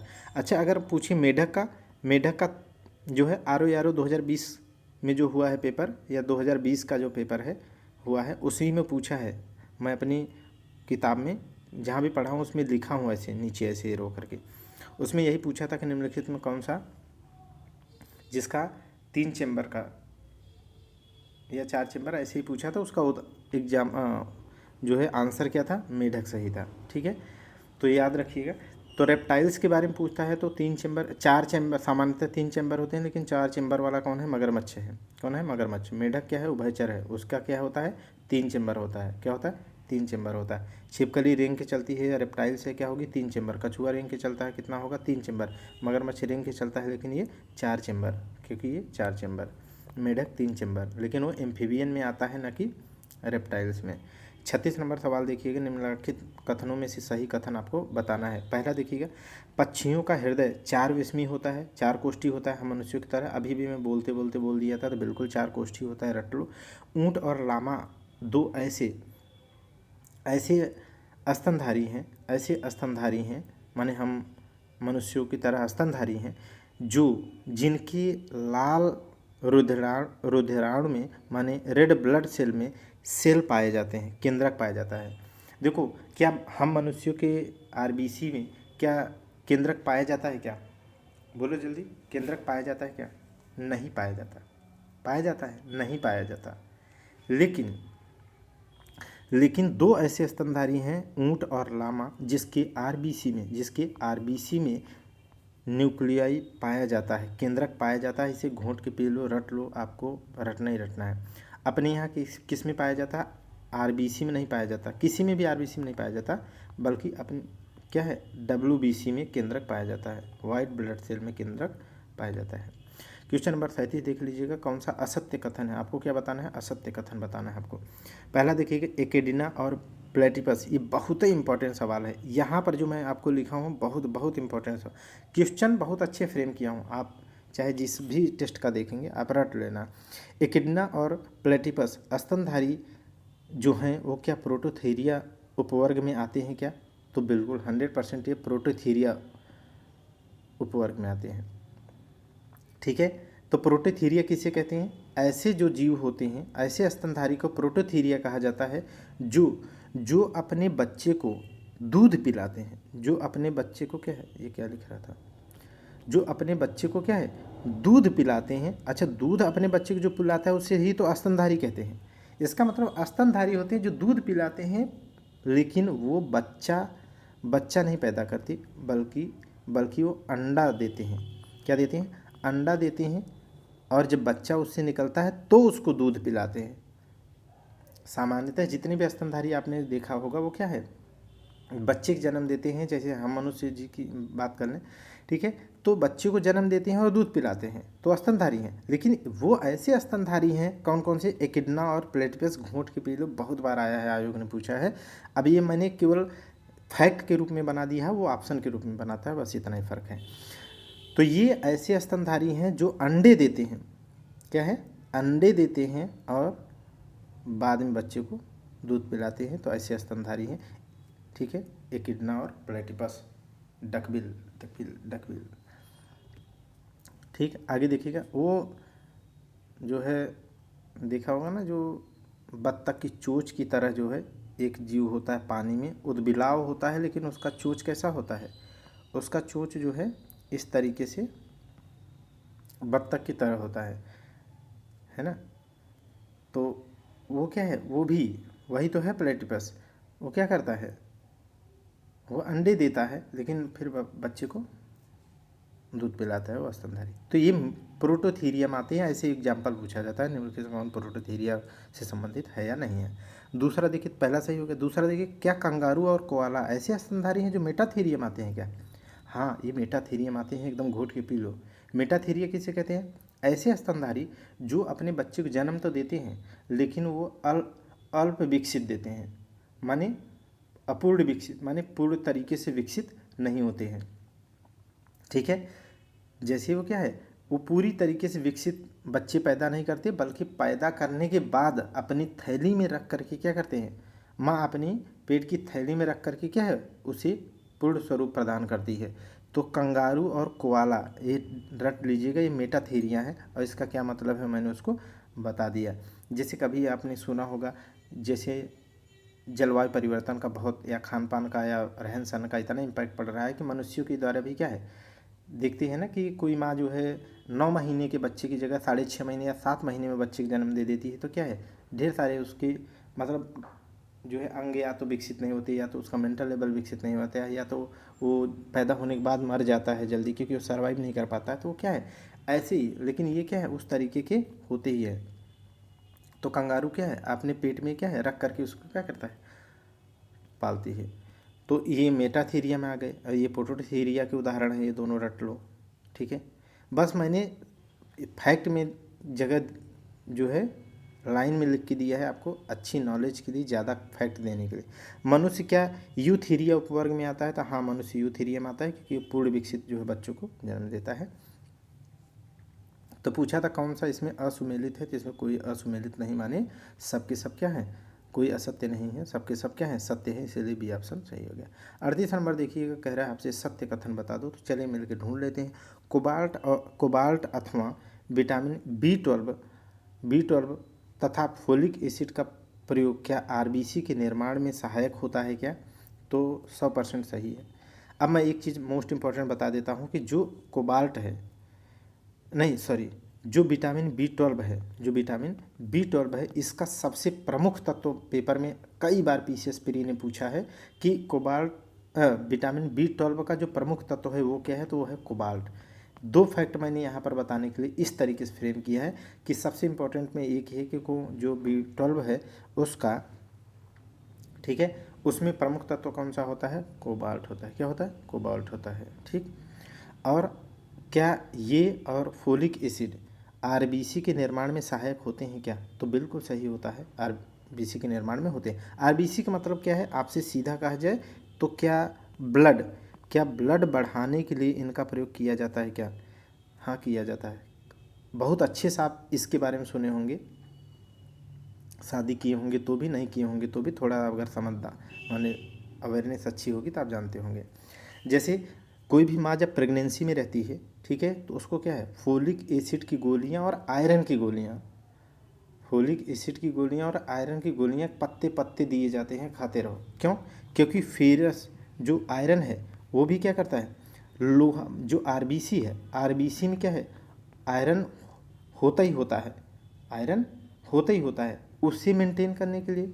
ठीक है, और दूसरा फोलिक एसिड की जो गोलियाँ खाया जाता है तो वो भी क्या है, फेरस भी ब्लड को मेच्योर करता है, और फोलिक एसिड भी क्या है, ब्लड मेच्योरेशन रेट को क्या कर देता है, इन्हेंस कर देता है। और क्या है,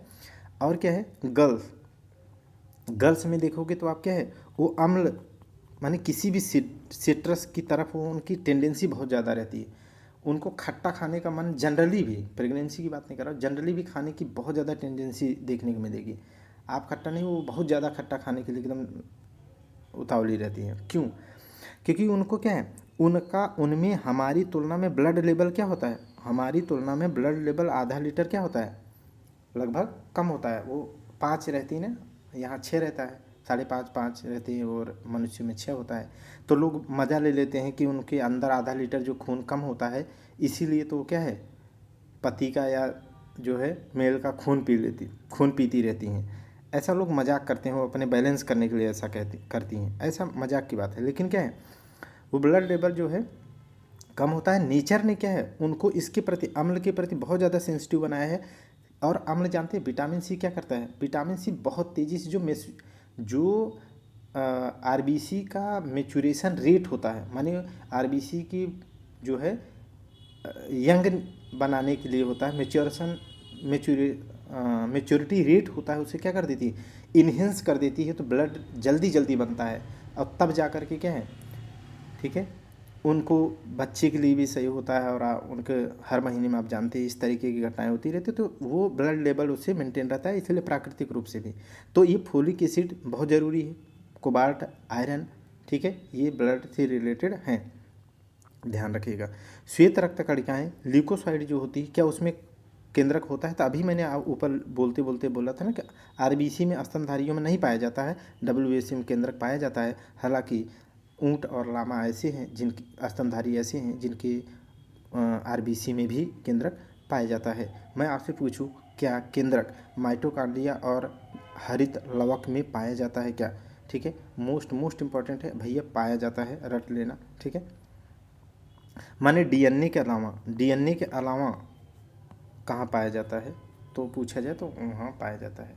आगे देखिएगा, श्वेत रक्त कणिकाएँ ल्यूकोसाइट में हो गया, तो इसलिए दोनों सही हो जाएगा। 39 की बात कर लें। 39 में आपसे पूछा जा रहा है कि कौन सा एंजाइम जो अग्नाशय से निकलता नहीं है, माने पैनक्रियाज से निकलता है, ठीक है। अग्नाशय ही ऐसा अंग है जहाँ से कंप्लीट एंजाइम निकलते हैं, माने कंप्लीट पाचन के तत्व निकलते हैं, ऐसा बोला जाता है, पैनक्रियाज ही ऐसा है, ठीक है। और अग्नाशय ही क्या है, मानव शरीर की सबसे बड़ी इंडोक्राइन है, अंतःस्रावी ग्रंथि है। जबकि बाह्यस्रावी सबसे बड़ी ग्रंथि कौन सी है, लीवर है। सबसे बड़ी अंतःस्रावी कौन सी है, अग्नाशय, पैनक्रियाज है। ये पूछ रहा है कि यहाँ से जहाँ से कंप्लीट पाचन के तत्व निकलते हैं, वहाँ से पूछ रहा है कि कौन सा एंजाइम नहीं निकलता है, ठीक है।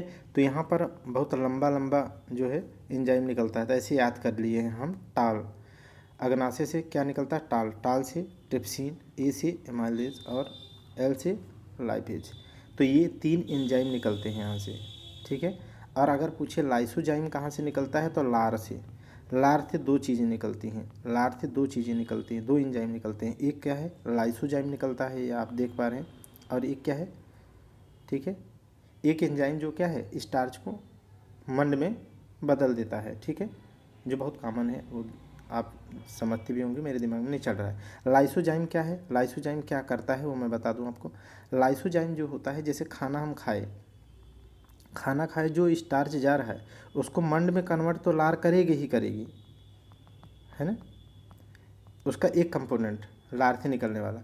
दूसरा जो कंपोनेंट निकलता है लार का, जिसे लाइसोजाइम कहते हैं, वो ये है कि खाने में अगर कोई बैक्टीरिया चला गया, कोई खाने में बैक्टीरिया या कोई चीज़ जा रही है ना, जो हमारे शरीर के लिए इंजीरियस है, तो वो क्या करेगा, ये लाइसोजाइम उसको क्या है, लार क्या करती है, उस लाइसोजाइम के माध्यम से उसको क्या घोल के मारती है ना, सांस नहीं लेने देती है, उसी में लिपट के क्या है, वो ज़्यादा उस बैक्टीरिया को या वो जितने भी, ठीक है, हैजार्डस जितने भी वो जीव जाते हैं, ठीक है, खाने में, उनको क्या कर देता है, लाइसोजाइम मारने का काम करता है। तो यहाँ मार देता है, और जो बचा खोचा जाता है, तो जब पेट में जाता है तो HCl इतना हाई लेवल का अम्ल होता है, ठीक है, कि वो बचा खोचा उसको मार देता है। और वहाँ से भी जो बच के गया, अम्ल से जो बच के गया, तो बाइल जूस जो आता है लीवर से निकलता है और गाल ब्लेडर में स्थित होता है, और वहाँ से जो गाल ब्लेडर से आया हुआ जो बाइल जूस होता है, पित्त रस होता है, वो क्षारीय नेचर का होता है। तो एक तो लाइसोजाइम ने मारा मुंह में खाते वक्त ही लाइसोजाइम ने मारा, गले तक जाते जाते पेट तक वो मारते ही जाता है। तो जो बैक्टीरिया बच गया उसे HCl अम्ल ने मारा, उससे भी जो बच के जाता है वो बाइल जूस क्षार ने मारा। उसके बावजूद अगर बच गया तो बच गया, नहीं तो इस तरीके से। नहीं तो आप सोचो कितना रोज़ बैक्टीरिया खाते हो, रोज़ अगर लाइसोजाइम या सीएल और बाइल जूस न होते, मारते न, तो आपके क्या है दिक्कत होती। इसीलिए तो गाल ब्लेडर जिसको निकल जाता है तो उसका पाचन क्या हो जाता है, कमज़ोर हो जाता है। जिनको किडनी में स्टोन ना हो करके पित्ताशय में होता है ना, गाल ब्लेडर में होता है, तो उसको निकाल देते हैं। भाई मैं भी किडनी मतलब मैं भी स्टोन का क्या है ऑपरेशन करा चुका हूँ। देखिएगा, तो इस तरीके से जो है यकृत, तो ये हम लोगों को रटना है। यकृत लीवर के संदर्भ में असत्य कथन बताइए। लीवर के संदर्भ में क्या है, असत्य कथन का चुनाव करिए। ठीक है, तो पहला देखिएगा, यह विषैले अमोनिया को यूरिया में बदलता है। हाँ भैया बदलता है, बदलता है, तभी क्या है, तभी यूरिन के माध्यम से ठीक है डिस्चार्ज किया जाता है, तो ये बहुत इंपॉर्टेंट है। दूसरा देखिएगा, फाइब्रोनोजन या हिपैरिन नामक जो प्रोटीन होता है, क्या उसका ये उत्पादन करता है? तो भैया मोस्ट इम्पॉर्टेंट है, हाँ करता है। ठीक है, क्या यह पित्त रस का स्राव करता है? बिल्कुल करता है। अभी मैंने कहा कि यह लीवर ही पित्त रस का, बाइल जूस का जो है स्राव करता है। हालांकि लीवर में स्टोर नहीं होता, ये जाकर के गाल ब्लेडर में स्टोर होता है, लेकिन निकलता कहाँ से है, लीवर से। ठीक है, जाता कहाँ स्टोर होने, गाल ब्लेडर में। तो ये भी सही हो गया, ये भी सही हो गया। बी वाले को मैं उदाहरण बता दूं, जो फाइब्रोनोजन प्रोटीन है, ठीक है, जो फाइब्रोनोजिन है वो क्या करता है, रक्त को थक्का जमाने में, रक्त के थक्का बनाने में मददगार है। माने थक्का बनाने में जो योगदान या मददगार है वो कौन है, फाइब्रोनोजन है। क्या है, कौन से प्रोटीन होती है, फाइब्रोनोजन। लेकिन वो प्रोटीन कहाँ से निकलती है, लीवर से। और हिपैरिन प्रोटीन क्या होती है, हिपैरिन प्रोटीन वो प्रोटीन होती है जो हमारी वेंस में, जो हमारी नसों में ब्लड दौड़ रहा है, जो हमारी नसों में ब्लड दौड़ रहा है, वो हमारी ब्लड में क्यों नहीं जम जाता, माने हमारे नस में जम क्यों नहीं जाता, उसको जमने से रोकने में जिसका योगदान है वो हिपैरिन है। मतलब समझ गए, लीवर से निकलने वाले फाइब्रोनोजन जो प्रोटीन है वो रक्त को कटने पर थक्का बनाने में मददगार होती है, जबकि हिपैरिन जो प्रोटीन होती है वो हमारी नसों में बहते हुए खून को न जमने देने के लिए जिम्मेदार होता है। इस तरीके का आपको तीनों क्वेश्चन बहुत अच्छे लेवल के हैं, बस स्टेटमेंट में दिया हूँ ताकि आप बेहतर कर सकें। यकृत की कोशिकाएं सुधार में सबसे मंद गति से काम करती हैं, नहीं। लीवर में क्या है, एक व्यक्ति को ऐसे खड़ा कर दो, लीवर में कम से कम 20-25 बार चाकू मार दो, मारना मत बहरहाल, ठीक है, 20-25 बार चाकू मार दो, मतलब मारना मत। अगर मारा गया है, ठीक है, तो उसको क्या है, उसका ट्रीटमेंट किया जाएगा तो बहुत जल्दी क्या हो जाएगा, बहुत जल्दी वो सही हो जाएगा। क्यों, क्योंकि लीवर के जो सेल्स होते हैं उनमें सबसे, मानव शरीर में सबसे तेज गति से सुधार करने की क्षमता किस में होती है, लीवर के सेल्स में होती है। सबसे कम कहाँ के सेल्स में होती है, तो मस्तिष्क में। कहाँ पे, मस्तिष्क में। ठीक है, ये जान लो। ठीक है, तो अब ये दोनों फैक्ट आपको बता दिया, तो माइंड खोपड़ी मार देगा तो रिकवर नहीं कर पाएगा, ठीक है, लेकिन लीवर मारा तो जिंदा रहेगा। 46 देख लीजिएगा, असत्य कथन आपको बताना है। यहाँ पर पहला स्टेटमेंट देखिए, असत्य ढूंढना है। प्रोटीन की कमी से क्या क्वासियोरकर या क्वासिकोर बोलते हैं, या मैरेस्मस रोग होता है? बिल्कुल होता है, क्योंकि ये प्रोटीन की कमी के कारण ही होता है। क्वासियोरकर में पेट बाहर निकल जाता है, हाँ निकल जाता है, बच्चों में देखने को मिलता है ऐसे, जिसे लगता है कि वो प्रेग्नेंट टाइप के हैं।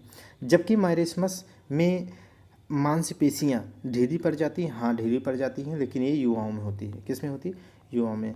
और बच्चों में क्वासियोरकर होती है, पेट फुलाए घूमते हैं। क्या ये असत्य है कथन?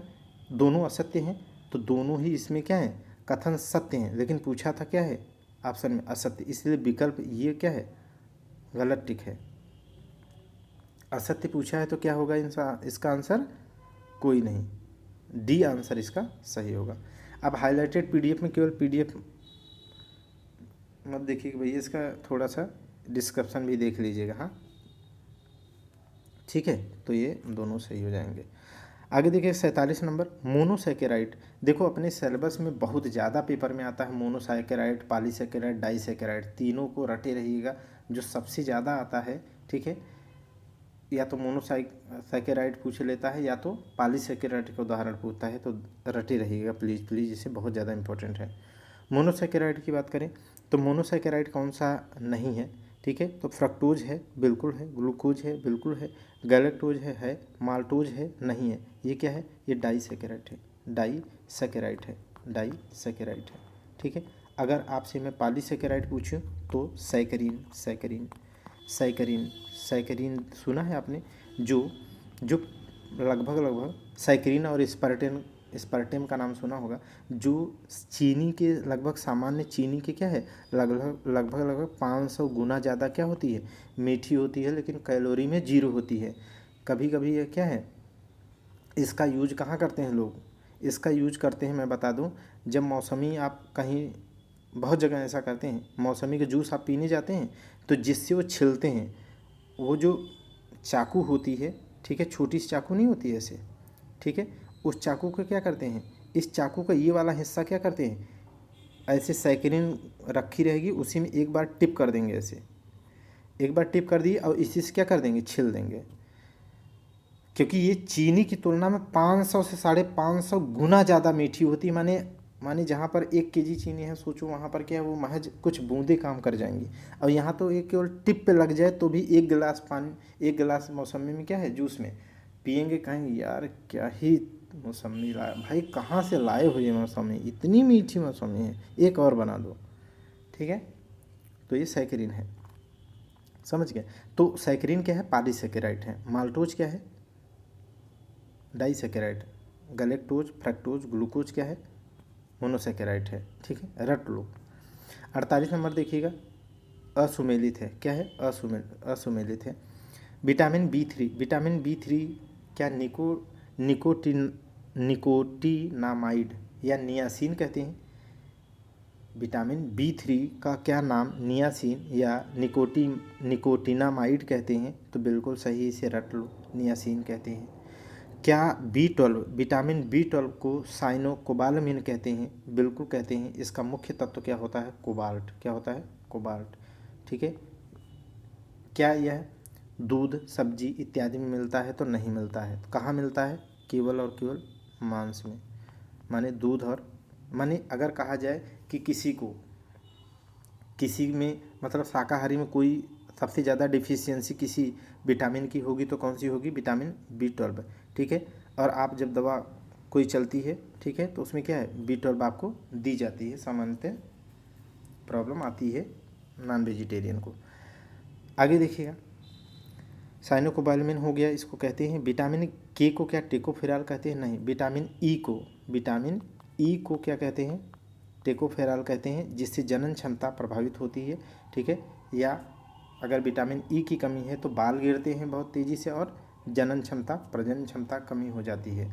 और विटामिन के को क्या कहते हैं, तो इसे फिलोक्विनोन कहते हैं, क्या कहते हैं, इसे क्या कहते हैं, फिलोक्विनोन कहते हैं, फिलोक्विनोन कहते हैं, क्या बोलते हैं, फिलोक्विनोन, ठीक है। तो इस तरीके से हमको याद रखना है। क्या विटामिन B7 को बायोटीन कहते हैं, क्या बायोटीन कहते हैं। अब आप मुझे यहाँ मैं प्रश्न पूछता हूँ आपसे कि बायोटीन से बाल गिरते हैं, नहीं, मैं दोनों को एक साथ पूछ लेता हूँ ताकि आपका बेहतर आपकी स्टडी हो सके। B5 और B7, इन दोनों में से बता देना कौन किससे बाल गिरता है, बताना किससे बाल गिरता है और किससे बाल पकता है, किससे बाल पकता है, समझ गए, किससे बाल गिरता है कमी से और किससे बाल पकता है, ये बताना, ठीक है। कमेंट करेंगे तो मैं समझूंगा कि आप यहाँ तक 48 तक पढ़े हैं और बेहतर आप स्टूडेंट बनना भी चाहते हैं, आपकी भी चाहत है, सिर्फ मेरी नहीं। परजीवी या प्रोटोजुआ से होने वाला कौन सा रोग नहीं है, तो कौन सा रोग परजीवी से नहीं होने वाला है, ये हम लोगों को बताना है। तो पहला देखो, मलेरिया होता है, ठीक है, और पायरिया होता है, सोने की बीमारी होती है, प्रोटोजुआ से होता है। गोनोरिया, सिफिलिस, हैजा, टिटनेस, माने ये सब क्या है, ये बैक्टीरिया से होते हैं, ठीक है। तो इनके आपको ट्रिक बना करके चाहे जैसे याद रख लीजिएगा भैया, रख लीजिएगा। जैसे मैंने ढेर सारे, अब मैं यहाँ नहीं बता सकता हूँ। देखो जैसे खजूर पोइएगा, पोइएगा, ठीक है, चेक से, चेक से, ये सब मैंने ट्रिक बनाया है। ये वायरस से होने वाले रोग हैं। जुकाम हो जाएगा, रेबीज हो जाएगा, ठीक है, पोलियो हो जाएगा, इन्फ्लुएंजा हो जाएगा, और गलसुआ है, ठीक है, चेचक हो जाएगा, ठीक है। इस तरीके से वायरस से होने वाले हो जाएंगे। ऐसे ही मैंने ट्रिक से बना करके याद रखा है कि जैसे है टेटा डिथ डिथ डिथ प्लेका, डिथ प्लेका, ठीक है टेटा डिथ प्लेका को न्यूगोसी, न्यूगोसी। भाई अब रटा हूँ मैं, आपको ऐसे बता रहा हूँ, केवल हम रटाने के लिए नहीं, हम आपको केवल ये समझाना चाहते हैं जब चाहत पैदा करोगे तो आप कुछ भी कर सकते हो। मेहनती बनोगे तो आप प्री बहुत अच्छा निकालोगे, और आर में मेंस में भी बैठोगे तो बहुत अच्छे मार्क्स चढ़ा के जाओगे, ऑब्जेक्टिव में सेलेक्ट हो जाओगे। जैसे इससे क्या है, ये सब बैक्टीरिया से होने वाले मैंने रटा है। अब मेरी चाहत है मुझे प्री अच्छे से हो, मेंस अच्छे से हो, तो मैंने रटा है, आप भी रटोगे। है से हैजा हो जाएगा, टी से टेटनस हो जाएगा, टा से टाइफाइड हो जाएगा, डी से डिप्थीरिया हो जाएगा, प्ले से प्लेग हो जाएगा, को से कोढ़ हो जाएगा जो कुष्ठ रोग कहते हैं, न्यू से न्यूमोनिया हो जाएगा, गो से गोनोरिया हो जाएगा, सी से सिफिलिस हो जाएगा। तो देखो ये गोनोरिया यहाँ मिल गया ऑप्शन। भाई ये हैजा से होने वाला है, पूछा है प्रोटोजोआ से, है ना। तो ऐसे ही आप इसे भी याद रखोगे तो याद हो जाएगा, ठीक है। सबका रटना है, वायरस से होने वाले। अब देखो मैंने जितना ट्रिक बना के रटा है, अब वायरस से मुझे कहो ढूंढने को, मैं बता दूंगा, ठीक है। अब इसमें देखो है टेटा डिथ प्लेका को क्यों न्यूगोसी से क्या है, डिप्थीरिया, यहाँ हैजा वाला मिल गया उस टॉपिक से, माने सॉरी बैक्टीरिया वाले से। अभी अभी जो मैंने आपको ट्रिक बताया है टेटा डिथ प्लेका को, तो डिप्थीरिया का नाम लिया था। तो डिप्थीरिया अगर बैक्टीरिया से होने वाला मुझे मिल गया तो यही चीज़ से पूछ रहा है कौन सा नहीं है, तो ये तो मेरा आंसर मिल गया। अभी इतने हो गए किससे, ये किससे हो गए, वायरस से हो गए। तो वायरस मैंने बताया खजूर पोइएगा चेक से, खजूर पोइएगा चेक से, और आगे हमने बनाया हमें ही मारे, हमें ही, ठीक है, ऐसे ही कुछ है हमें ही। तो हमें से क्या हो जाएगा, हेपेटाइटिस हो जाएगा, में से मेनिंजाइटिस हो जाएगा। तो इस तरीके से वो मैं एक बार देखूंगा तो मुझे सारे के सारे क्या हो जाएंगे, याद हो जाएंगे। तो आप भी अगर चाहत पैदा करोगे तो आपको याद हो जाएगा, और आपको रटना ही है। अगर यूनिक क्लास से आप जुड़े हैं तो यूनिक क्लासेस आपको ये बताएगा ज़रूर कि आपको क्या आता है, क्या आयोग के स्तर पे आता है, ठीक है। जो आपको पीसीएस, आरओ, यारो, एलटी, बीईओ इस तरीके का स्तर के सवाल में आपको धुआंधार प्लेयर बनाने के लिए आपको गाइड कर देगा। जिम्मेदारी आपकी है, आप कितनी मेहनती हो, कितनी जुनूनी हो, कितना अपने आप की ज़िंदगी को बदलने के लिए क्या है, लालायित है, ठीक है। तो चलिए हम लोग इस तरीके से सारे टेस्ट करते रहेंगे, ठीक है। प्री और मेंस दोनों के लिए जुड़ने के लिए आप टेलीग्राम को फॉलो करते रहिए, ठीक है। तो थैंक यू क्लास।